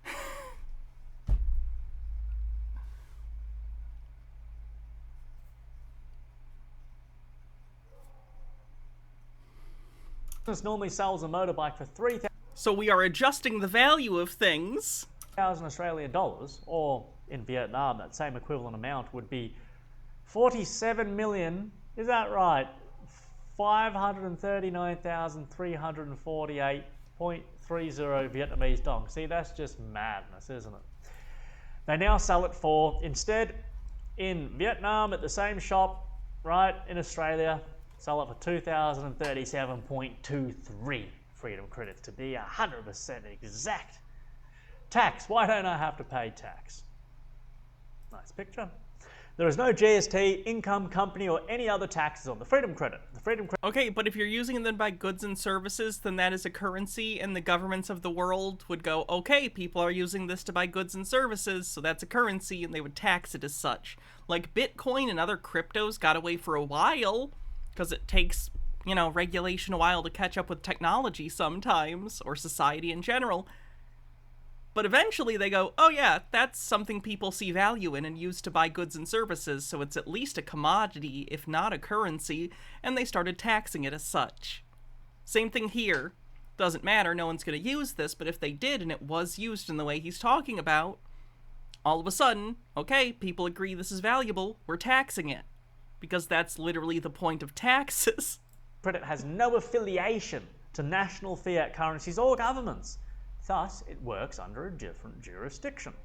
If you're able to generate an abundance of credits and would like to give back to your community, it's your right to do so, without the threat of punishment if you don't. Application. How can I get started? By the woman with... I always find the idea of volunteerism funny, especially when they're trying to create their own societies, because the kind of people who are so desperate to not be forced to pay, for society through taxes, that they seek out, fringe groups that want to build their own societies where no one is forced to do anything. No one in that group is there I really want to voluntarily help people. I just don't want to be told to do it. No. These are all people who are I think other people should pay for things. I just don't want to. So they're all people who don't want to give. So a society with only them, it wouldn't work. Inherently. No knows. To start using the freedom credit, simply read and agree to the terms and conditions. Start spending and earning now. So, yes, this app is in development. If you have the technical skills and know how to build it, got any ideas how to make it? How is it in development if you're not actually making it? It's even better, or really how to build this app, let me know. Yep, that's me. You can see it's the same picture here. And on this page, if you go to the page, you can go to the home page here and the blog page. So that's it for the Freedom Credit. If you've appreciated this video, share it around, because you may not be able to build this fantastic alternative currency, but someone you know might. You can't fix him.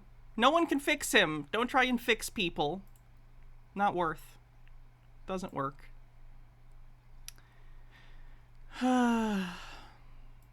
Maybe a court one now? Been a while since we did a courtroom one, I think.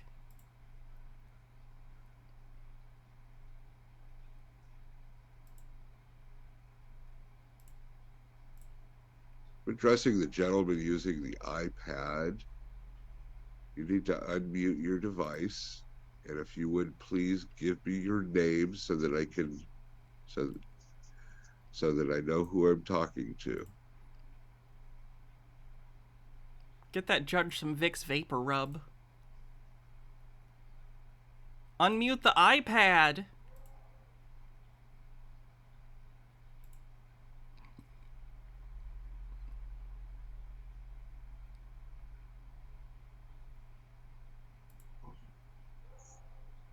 Want to pick a There we go. Can you hear me?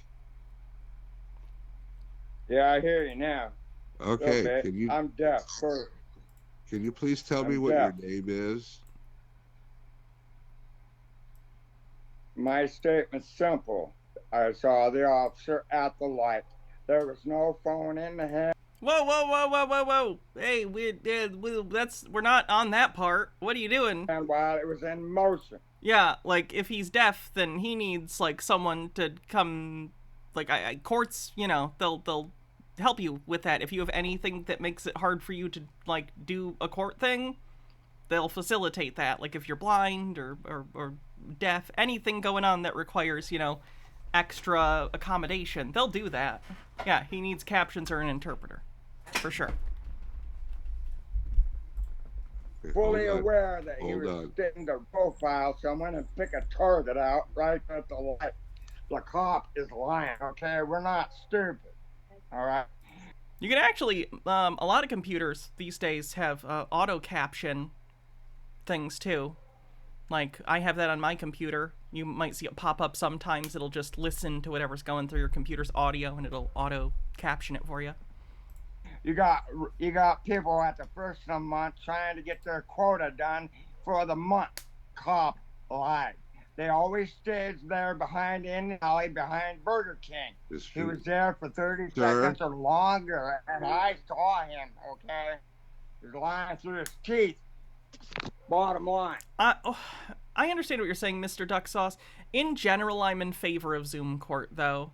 A lot of people, for one reason or another, in the United States might not be able to make it to court, at least in cases where it's not like, I don't know. I don't even know why I'm making that caveat. They're not going to do Zoom court if they already think is going to run or something. They already make them go into court if they think there's some issue. But in general, I think giving the benefit of the doubt and allowing people to do Zoom court is a good thing. There are people with, like, mobility issues. There are people who are older who might not have ways to get places.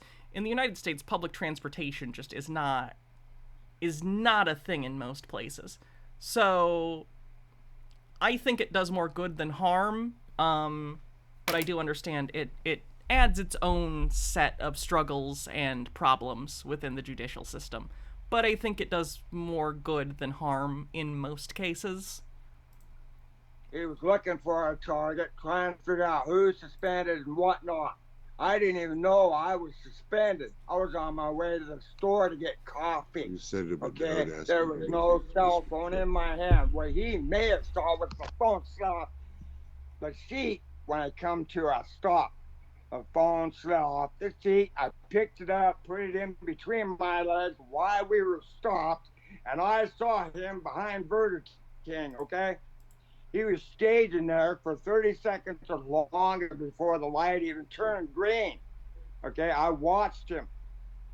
Watching him run, looking at people's plates, okay? I wasn't trying to get pulled over, you know. I'm not stupid, and I'm aware of the cell phone law, okay? The phone was in my lap. It was not in my hand while the car was moving. That's a fact. I know during this he admits to not having a license in like 30 years, which I guess I assumed was going to be, you know, the entire reason he's here, that he got caught with without a license. No, that's just an addendum to all this other stuff going on. And I saw him, okay? I rolled right. Apes launched another shitcoin, did they? Hold on. GameStopMemes.com? That concerns me as a link. Like, I believe you, but when I clicked on it, it was suspicious. I'm a little afraid to continue letting it load. Right by him, saw him, he saw me, and I knew he was gonna pull me over. I made a right turn, right just past that alleyway, made the right turn, and that's when he hit the light. Yeah. The choice. It's a sus website, nothing bad though. I don't need the owner of the website to know where I am though, and if they ping your IP, they can know your rough location. I don't need any of the GME people knowing that about me. And to pull me over right there on the spot for whatever it is he wants, or let me go. He chose to pull me over a cell phone excuse, and that's not true because I saw him. Okay, I saw him. Do you think I want to get pulled over? I have to rack up more fines because I can't pay off those fines. I haven't had a license since 1986 because of a fine. Fine. I know what I'll do. I'll put 1 second. Let me put it in. I'll see if it'll load at all because it's having trouble. I don't know if it's just getting hammered or what. Income inequality exists. And people are not paid for their stupidity, and the license kept in a perpetual state. Yeah, the website doesn't even want to load for me. Suspension over the course of all those years since 1980 when I've actually had a license. I was on. Okay, he's just admitting in. Wow, I think even the judge is kind of shocked at this diatribe. He's admitting to so many crimes. The assumption that under the idea that my license was reinstated, I was supposed to go down and pay for the reinstatement. I didn't know about the blow and go being on there 18 years past the statute of limitations. Okay, which is a problem in this community. What you've done is created a law enforcement network that goes out on the first of the month, gets their quota, and then people just get trapped into a state of debt to the county, which is sub.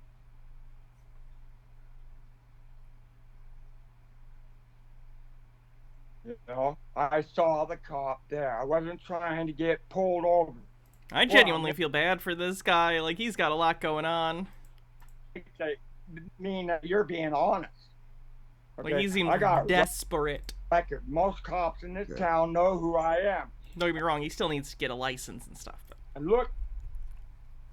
Yeah, I want you to send Mr. Cook a note telling him that he was late for the docket. Our interpreter was here at... Oh! Okay, well that makes a lot more sense. It's his fault then. Okay, alright. Alright. It's not even like he had to actually show up. It's Zoom court. It's Zoom court and he showed up late. And they had an interpreter ready for him. Okay, alright. I'm feeling a little less bad now. The resources were ready for him. Okay, alright. At 10 o'clock, when he was supposed to be here. And we will continue this to... They continue it to another date. I'm going to skip to that one. Here at 10 o'clock, he was not present. People against Carlos James Kevin Maggard, 22W705546FY. Mr. Maggard, your name again? Carlos Maggard. Oh, no, this is just a separate one. This did just get continued. That's a shame. Hope he shows up on time next time. He's definitely panicked. I don't know if he's just being defensive because, like, you know, he knows he fucked up, but, you know, some people are just defensive about things. Not healthy, but it's a thing. Either way. I don't think this is a sovereign citizen. I just think this person gets really mad. All right, and so we are on the record in the matter of David Rudolph, 23530. And appearance, counsel? Good morning, Your Honor. Christopher Shemke. This is Michigan, yep. You can tell she's got the state seal behind her as well as the flag. Client consenting to the matter being heard via Zoom. And Mr. Rudolph, if you can please state your name for the record. David Dante Rudolph. All right, thank you. Okay, today is the date scheduled for a jail review. Your client was sentenced in May of 2023 for disorderly conduct as assaulting and resisting an officer was dismissed. And he was sentenced to probation and 30 days on the alcohol tether. He was permitted to travel to Virginia for a funeral. Upon his return, there was a probation violation whereby he pled guilty on June 21st.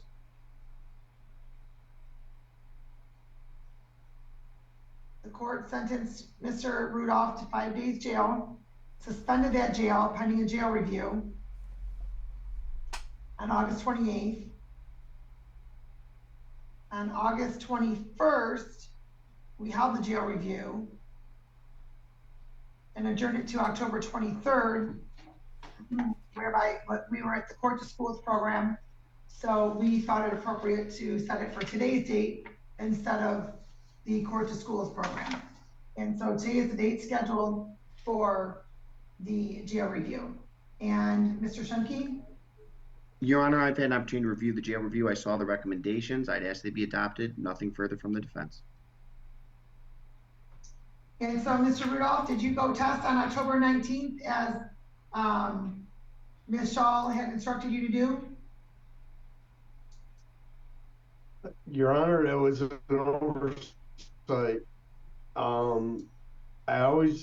The first thing I do every morning when I wake up is check whether I have to report or not, because I have to plan, because I don't drive for obvious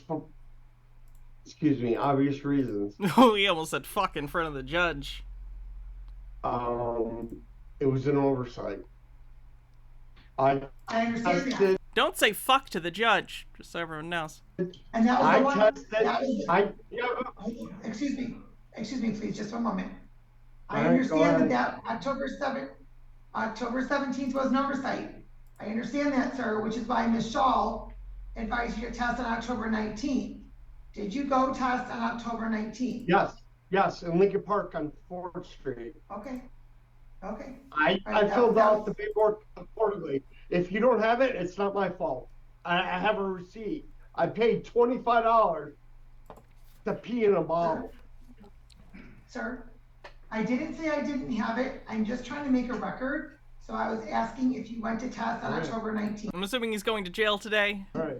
That's why he's so panicky. Which, yeah, if you're going to jail, I get it. You'd panic. Negative or positive? Oh, if you have to ask, then you probably know the answer, right? Like, I get that false positives happen, but, like, if I knew I was clean, if I was on probation or for whatever reason needed to not be, drinking or doing drugs, I don't drink anyway, but, like, let's say I needed to not be having any weed for months, For instance, bottom surgery. I'm not allowed to, you smoke or use like a vaporizer for 2 months or something before. I'm not going to be like, how'd the test come back? Because if I was clean for that amount of time and I knew it, I wouldn't question it unless they were like, we got a weird result, or it's, a positive, and I'd be like, no, I didn't. I just wouldn't feel the need to bring it up because I know I was fine. It's incredibly suspicious to ask that question. Like, the only time that makes sense if it's a test for something you don't know. Like, it was a test like, do I have this condition? You wouldn't know, because that's what you're getting the test for. The test in this case is for the court to know, not you. You know. That's a problem. No shit. What's the problem, sir? What are the test results?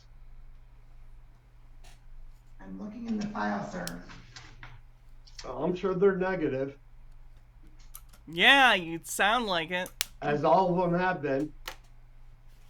Your Honor, I respectfully want to address the court. Oh, boy. I left my house at the age of 17 to join the military, to join the military police corps, because I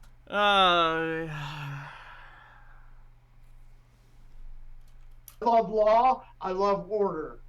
But what is going on in this country is the gross misconduct of justice. Okay, all right. I'm getting MAGA vibes. That's kind of out of nowhere. I'm getting weird MAGA vibes. I respectfully ask you to release me from probation. Denied. J. Law says don't say fuck to the judge and don't be hostile to the judge in general. Also, come to court sober. That's good advice. I'll pay my fines, and I'm done with this circus. And it's not on you, it's not on the court. Oh, yeah, oh, this is sad. This is really, really, really sad. He's definitely drunk. I will never make fun of alcoholism or substance abuse in general on this channel. I don't think that's okay. Don't do it either. Not allowed here. Don't make fun of people's substance abuse issues or addictions in general, please. That'd be great. If my last name was Biden. There it is. Ding, ding, ding, ding, ding, ding, ding, ding, ding. We got it. We nailed his whole personality, chat. We got it. We know what's going on. All right. Lots of insecurity going on here. Hoo boy. I wouldn't be drunk in front of this court.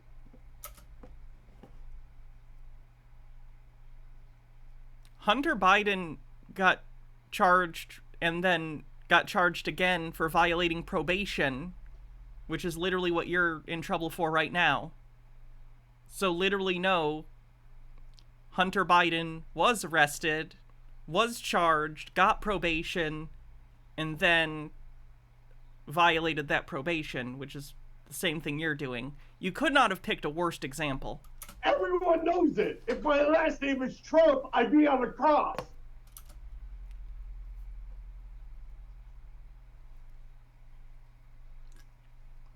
He's working his way through some feelings right now. That's unfortunate.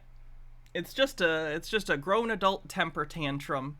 This is literally a adult temper tantrum from a Trump supporter. Kind of getting sick of that. See it a lot. Crucified.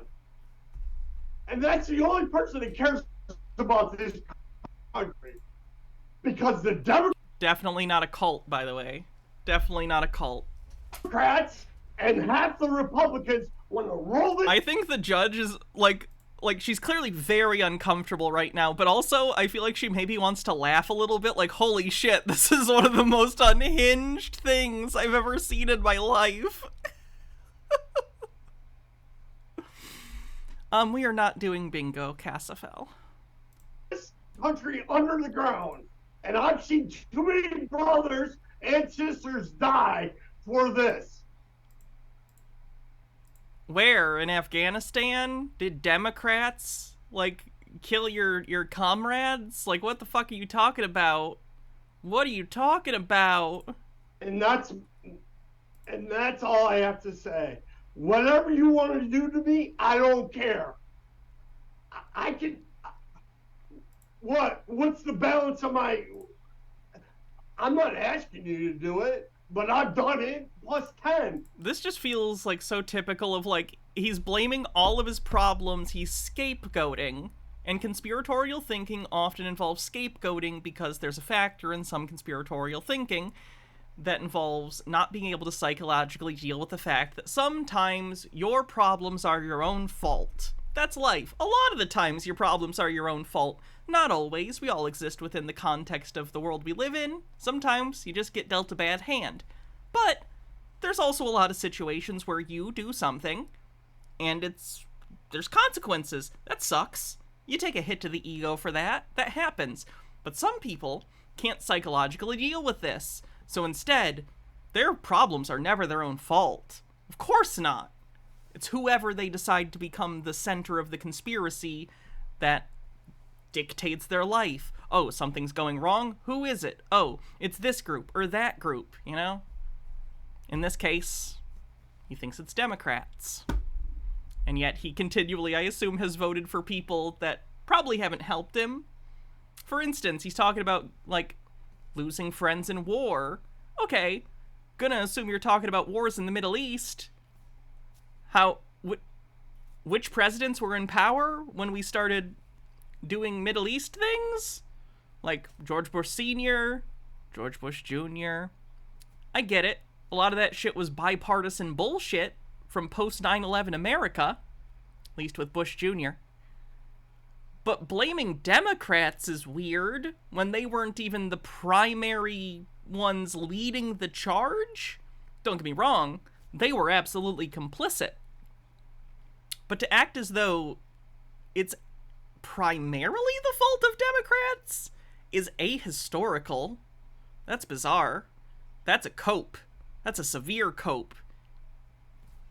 I did 8 years in the military, and 100 days in jail doesn't mean crap to me. Better. At this point, I think you can... Like, I'm not saying you should swear, but, like, I think you've already popped that seal. I don't think a fucker of shit would damage your case at this point. It's not going to make it better, but I don't know. Is it going to make it that much worse? You're already going to get contempt, so... Well, I appreciate your... Oh, that's a big... Oh, no, wait. I want to... No. It's a water bottle. It's a water bottle. It's a water bottle. Okay. For a second, I swear to God, I thought that was a fucking tall boy. I thought he was in court about to take a big swig of a beer. And to answer your question, sir, your test was negative. And thank you. Oh my God, and the test was negative! He's having a meltdown over nothing! Over fucking nothing! He literally just should have shut up! Oh my God! And the court... I'm wondering if it was just marginal, like he wasn't sure if he was going to pass or not, and he was really... Because, like, my mom... I've told you guys about my mom before, not in contact with her anymore, thankfully, but she's had multiple DUIs in her life, and she's, you know, been on probation that required her to go get random screenings for alcohol.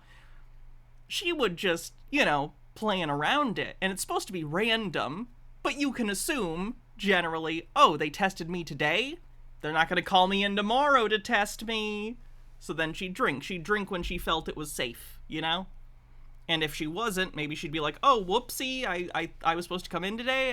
I missed it. Whoopsie, let's reschedule for next week. And by then she'd, you know, have it out of her system or whatever.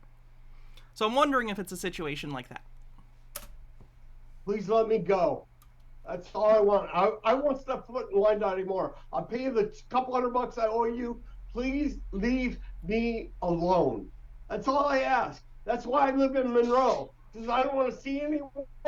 I don't want to deal with anyone. That's why I have 3 acres. I can respect that. However, sir... Thank you. The attorney dipped out. All right. There is still a job that I have to do. And so All the court had originally sentenced you to 18 months probation. You're eligible for early discharge. So you have a few more months to go if there aren't any violations within the next few months. For you to Oh my God, it doesn't even seem like she was going to necessarily do anything. He should have cut it while he was ahead. If she legitimately wasn't going to do anything at this point, he's still interrupting her. Holy balls. Request early discharge. Ma'am, with all due respect. Yes. We are beyond saying all due respect. Tea with Goblins, thanks for gifting a sub to Afterac. That's not acceptable. Oh boy, oh boy. No, it's not acceptable. I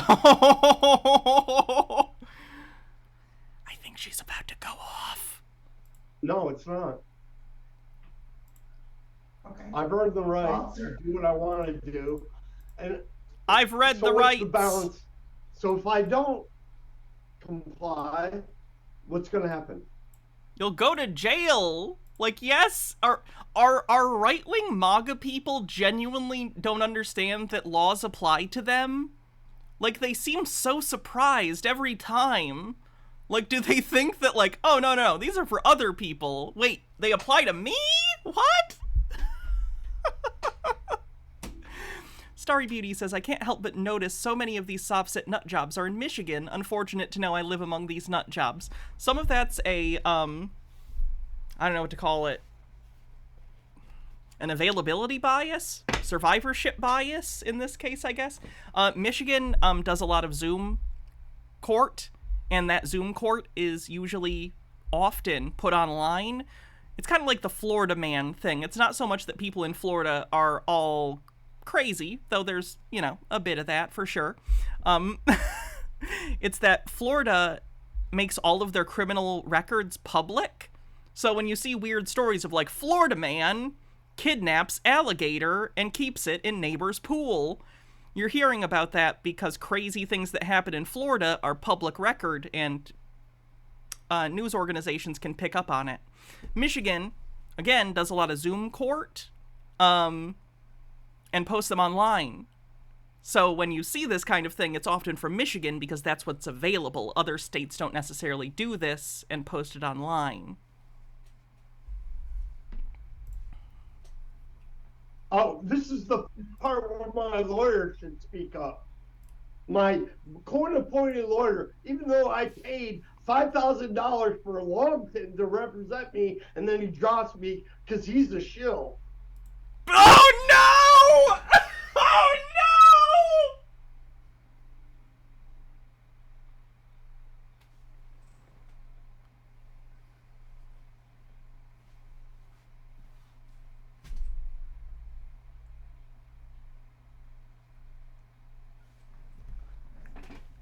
Right on. God fucking damn it.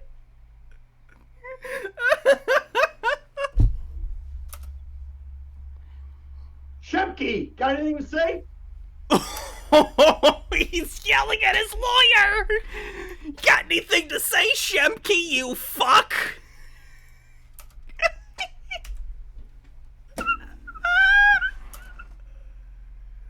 Shemke, got anything to say?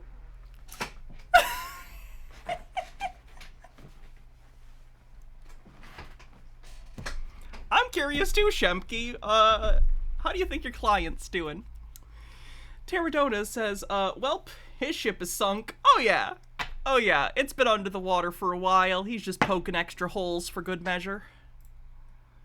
Yeah, raise your eyebrows. Nothing on behalf of the What defense. gotta Obviously, do? Mr. Rudolph Yeah, has, all right. has made his statements, and I still respectfully request that jail not be imposed. Thank you, Judge.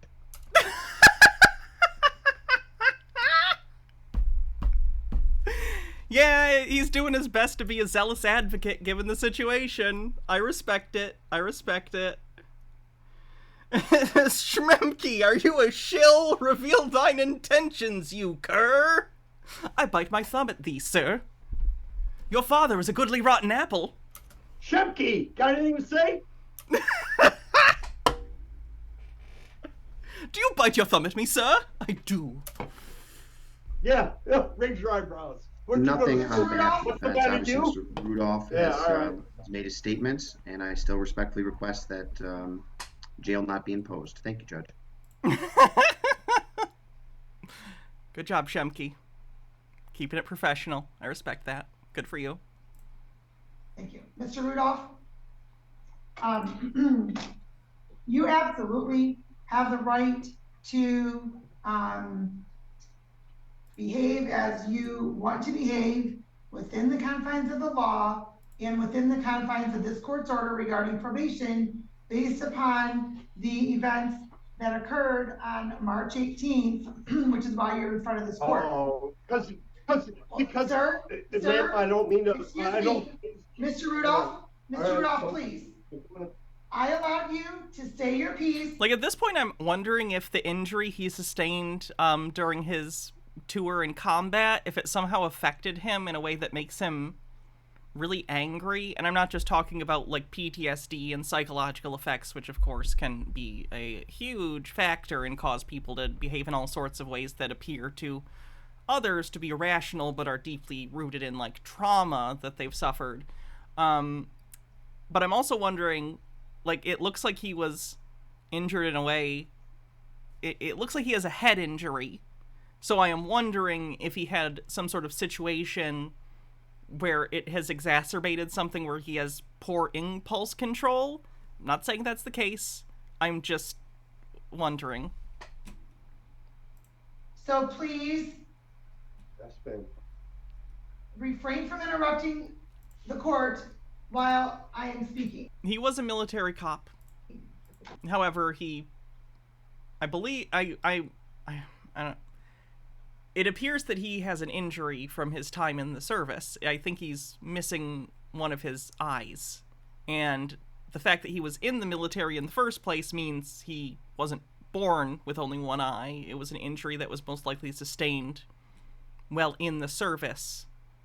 So I think that's what happened. I don't know if he got shot or something, but if his eye was injured, it stands to reason he may have had a larger head or brain injury. Again, these are things I'm just basing on what I'm seeing here. Could all be wrong.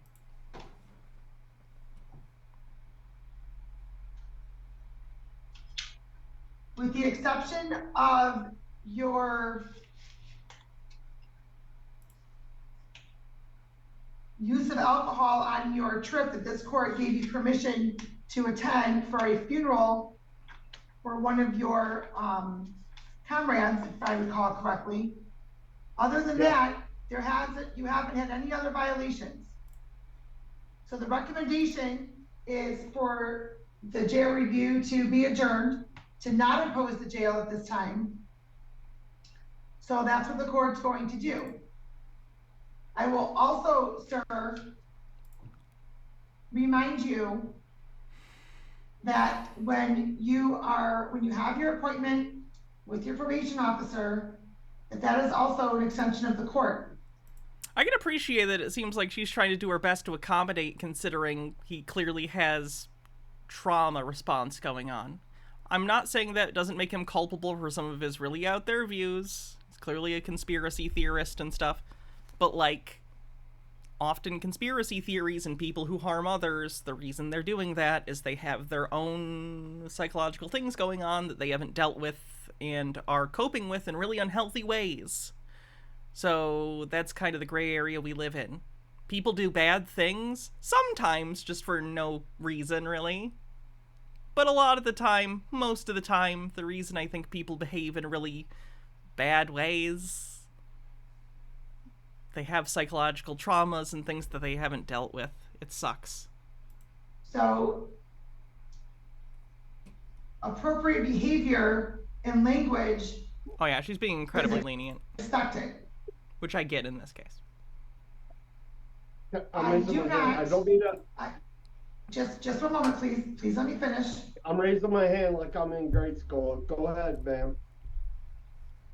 Oh God, he is not helping the situation though. Jesus. With Ms. Shaw is less than stellar, and that cannot continue.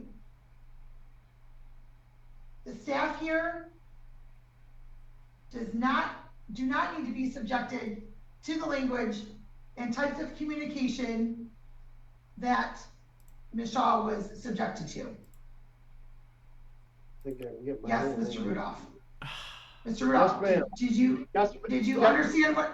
Yes, ma'am, I do. Ad nauseum. That's Latin. I understand that. I'm very well educated. As well I didn't as say you weren't, sir. All right. First Amendment. What? You're in court. That's not how this works. I can't speak what I have to speak? No, there's procedure in court. Your First Amendment isn't being violated because there are procedures in court of who gets to talk and when. Black's Law Dictionary request. What do you want me to look up, Cassville? It's the First Amendment. It's the First Amendment of the Constitution. I don't care. Which you don't understand, apparently. Care if she doesn't like the way I speak. I've earned the right to speak how I speak because I know when I'm getting at. Thank you. I'll pay you the money. Leave me alone. I won't go. I won't step foot in Wyandotte. This is ridiculous. You're gonna make me a pariah. You're gonna make me a pariah. And I'll do it. And I'll expose it. Oh yeah, this guy needs therapy badly. Care. You can't do anything to me that hasn't been taken from me. Do you understand that? Ma'am? Sir? Justice. To do justice. To see justice done. To summon one to do justice. That's justice as a verb. Justice as a noun. The title given to judges, particularly to judges of the U.S. and state Supreme Courts, and as well to judges of appellate courts. The U.S. Supreme Court and most state Supreme Courts are composed of a Chief Justice and several Associate Justices. And if you wanted just like the normal definition of justice, you would have to look it up in a normal dictionary. Sir, I'm done. I'm done. I ain't playing the game anymore. Can the court order therapy? I know that some people have gotten like court-ordered anger management, but I have no idea. I don't know the bounds of what a judge has the ability to do and what. Either way, he's already been sentenced. This is, I think, about some sort of potential parole or parole violation. So at this point, she can either, like, if she wanted, she could do some sort of, like, contempt of court for his behavior, though I don't think she's going to. But she can't just be like, I am telling you, you're going to see a therapist. Like, that's not part of the prosecution that already happened. She can't just add stuff for no reason. Hydrate. I'm not playing the game. Listen, I am not going to have you yelling and screaming at me. Also, forcing people to get therapy and help. Mixed results. People, if they're forced to get help, are going to be resistant to that. People don't like to be forced to change. It's kind of like, it's like alcoholism. It's like a lot of substance abuse issues. If you really want to make progress, you have to admit you have a problem. If you're not going to do that and accept help, no one forcing you to get help is going to really help because you're going to be averse to it. That said, I do think it would be good as a society for us to incentivize people through systems, like try and make healthcare for stuff like this, like mental health care, not just for veterans, but for everyone, but definitely for veterans, available, therapy, stuff like that, making people understand that it's good for them, having a larger cultural discussion about therapy and how important it is. With younger generations, this is definitely a thing, but like Gen X and older, very averse to therapy. Marcus Drake says, PA here, our courts can order a mental health assessment and therapy, drug and alcohol assessments and treatment, batterers intervention classes, among other services, depending on the circumstances. Okay. I'm not yelling and screaming. This is the way I talk. I'm half Italian. I'm sorry.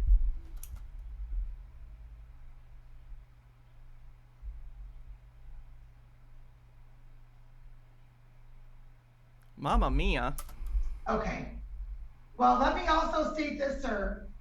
While there is a First Amendment right. Right. I didn't pull a fire alarm. I didn't pull a fire alarm on the Senate floor. Please let me stop interrupting.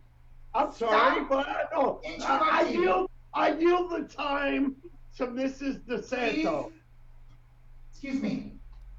I yield. So how this works, not a city council meeting. It's not Model UN. Staff does not need to be subjected to that type of behavior. You want to speak? Excuse me. Stop interrupting, please. I'm just letting you know that behavior and communication will not be tolerated. So please refrain from doing so that there may not be any other issues moving forward. Yes, so we will adjourn the jail review.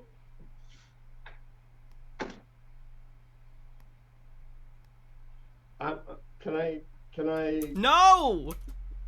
Get on the record, ma'am? I'm stubborn. Can I get on the? Yeah, we know. Record? I'm sorry. I didn't think we. Ma'am.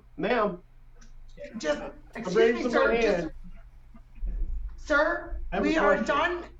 We No, are we're adjourning not the jail done. review. We're not done. We are adjourning the I'm jail allowed review to voice my December opinion in a court of law, ma'am. 18th at And you 10:30 deny me a.m. my right? I don't give a crap. I got all day. Mr. Rudolph, Ma'am. I was not done speaking. Please refrain from interrupting Thank me. you. Thank you. Now, if you didn't hear me, the adjourned jail review date is December 18th at 10:30 in the morning. I have surgery. On December 18th? Yeah, to fix this. Okay, we can set this to January, council. Really? You could send it to Neptune. Neptune isn't a time frame, it's a place. Good try, though.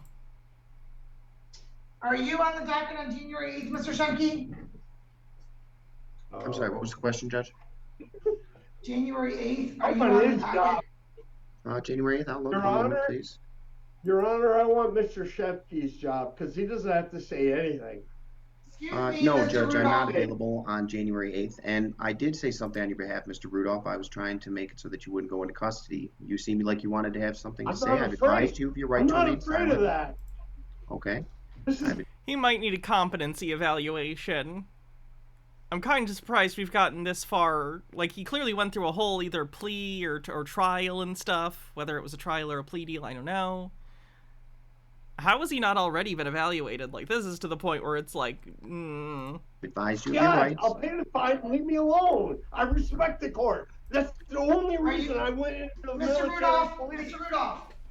Mr. Rudolph, Yes, ma'am. your behavior would suggest that perhaps you don't respect the court. Yes, Mr. I do, Shunke, ma'am. Are you available on January 22nd? One moment, Your Honor. Yes, I am available, Judge. Okay, we will adjourn this to January 22nd at 10:30 a.m. should have used the mute button on him, I think. I think that would have been a way to do it. Like, I get that he's ranting or whatever. Mute him. Which will also give you time for your recovery from surgery, sir. I have a question. I bet you do. Are you going to accept the answer, or are you going to whine about it? What is your question, sir? Final question. Can Mrs. Shaw figure out how to correctly document a notice to appear? Because you know what? I like her. She's nice. She's cut me breaks. But if he thinks that this judge has not cut him all the breaks in the world because he is not currently in handcuffs after police showed up to his door for this shit, he is delusional. Oh my goodness. Apparently, she don't know what boxes to check. I have one eye, and I know what failure to appear and then Zoom be two different things. For the record, that is it. Thank you. Sir? God bless you. Sir, some individuals may make mistakes. Yes, ma'am. So maybe perhaps. No. You know what, ma'am? I respectfully. You know what happens when you make mistakes? Excuse me. Let me finish without interrupting the record. Let me finish. She sent you a notice to appear for your oversight meeting in December, and she he's muted. mistakenly indicated it was in person. Listen, you're going to be emailing back to he's her hitting today, himself. so she can correct that. You weren't given a fail to appear, sir. Okay, I see that your lips are moving. You are muted so that you're not interrupting the court. You don't want to listen to what this court has to say, so we are done. January 22nd at 10:30 a.m. Thank you. Thank you, Judge. Whoo! Thank you. That guy needs all of the help. Holy shit. Wow. The state of mental health in this country is just not good.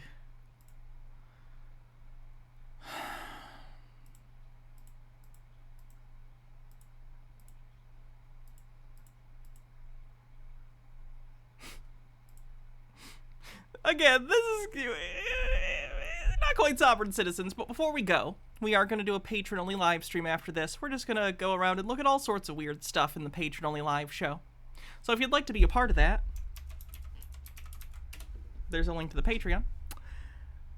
But let's go out on a weird one. This is airplane freak out with a bunch of people.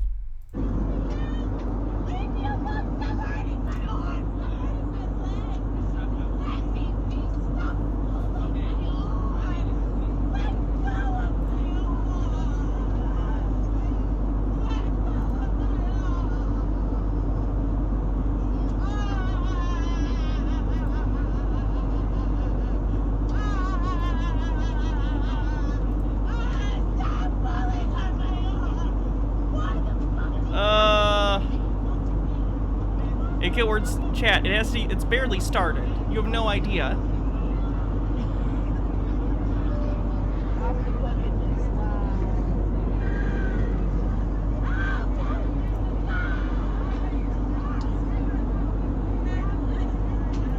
Oh, I have no idea the specifics of what's going on. This lady's having some kind of a breakdown. I don't know why.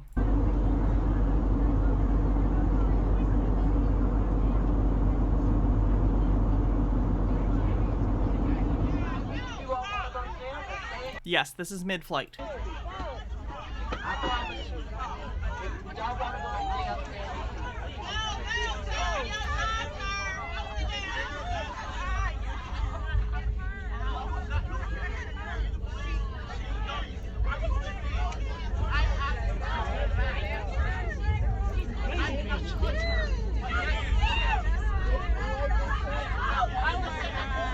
like there's a riot on the plane.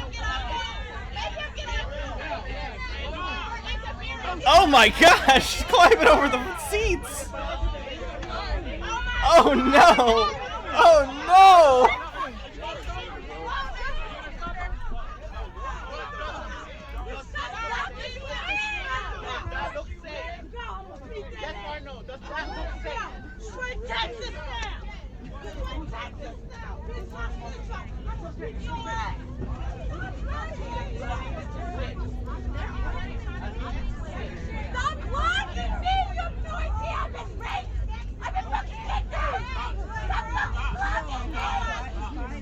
Ladies and gentlemen, I need everyone, please take your seats. Everyone's pissed off at her because it's a 6-hour flight and they have to stop 3 hours in with an unexpected, delay because they got to get her off the plane because she's getting arrested. And people aren't happy, so they're mad at her, but, you can't, go up and, just let her get arrested. Let's calm down. Now, please. And, of course, she's freaking out because she's whatever's going on with her. Only people that should be up are the people that are working with the passengers in the back. Everyone, please take your seats.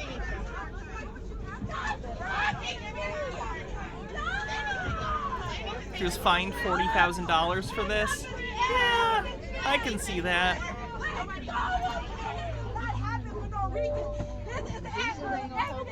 There's a real devil that wants to kill each and every one of y'all. Oh, now this random lady's yelling about the devil. This is a completely different person. What is happening? Oh no! Including your family members. That's not her. She's possessed and she needs help. Oh my god, this lady thinks she's possessed by a demon! What is happening to this world? What has happened? We're entering a new Dark Ages. What is happening? Everyone's believing in demons and shit. Ah! And I'm sorry to say it like that, but I'm telling you right now, Jesus Christ is the way, the truth, and the life. And there's nobody that's gonna come to the God. She's like, this is my moment.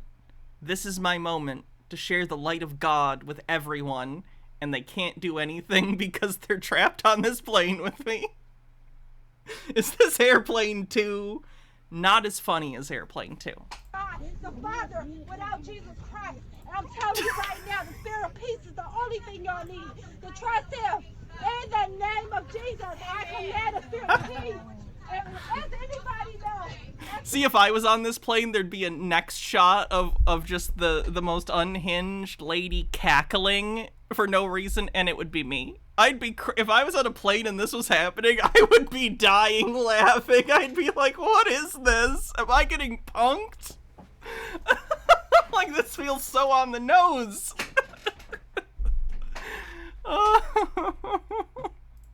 anybody knows who doesn't have a relationship with Jesus Christ. Everybody says, I don't care. I'm only telling y'all this because all hell is about to break loose and y'all getting the evidence of it. If y'all don't have a relationship with Jesus Christ, I suggest you find one. That's when you start. That's showing you that there's real. Hello, Snuffy. Glad you're on. I am about to be done, though, and move on to the patron-only stream, but still. MH Darkbeast says, quick, get Bob Larson on the radio. Stop.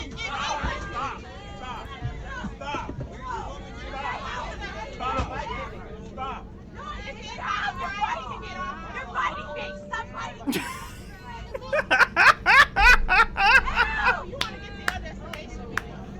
Lady in the back.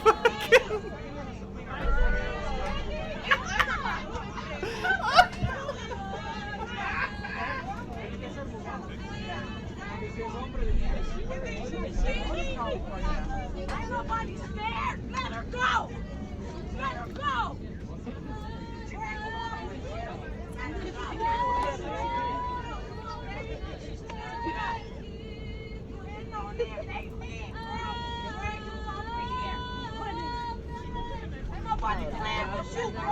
I'm sorry, is there another person singing now?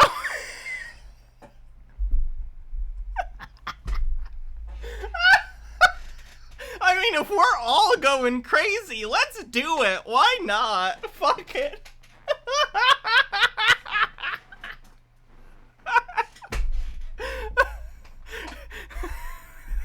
This is an amazing example of how many, like, just delusional people are out there and around you all the time and you don't normally notice. But they all see their opportunity here.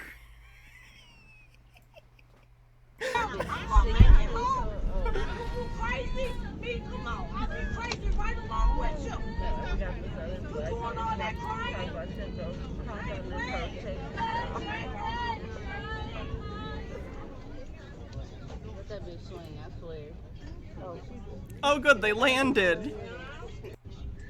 Can we just all get off the plane and try again with a different group of people? I think that we just randomly hit the jackpot of per capita wackadoos on this flight. I think we need to re-roll. I think that we should get to re-roll this flight. Let's all disperse. It's fine.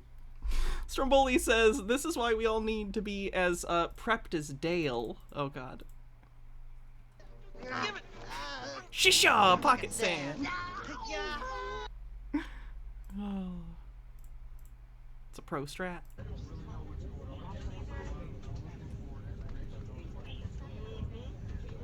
We need to get it off. What? So we can get back. Is the TSA gonna ban sand? Good luck, TSA.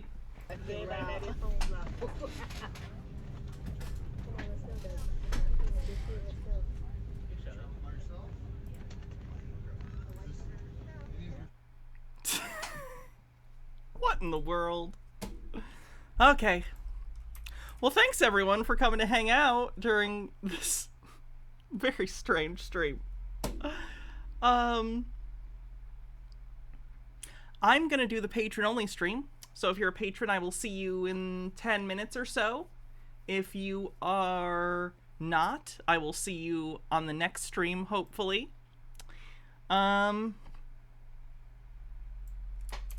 And I hope you have wonderful, wonderful evenings, all of you, whether it's continuing with me or on your own. Love you, Mr. Blast. Alright, see you guys soon. Hopefully, some of you. Otherwise, see you less soon, but also soon. Bye-bye. Ma'am, what's this sandy brown substance? See, this is why I need 2 pockets full, so I can go into the other pocket and say, Shishaw, second pocket sand.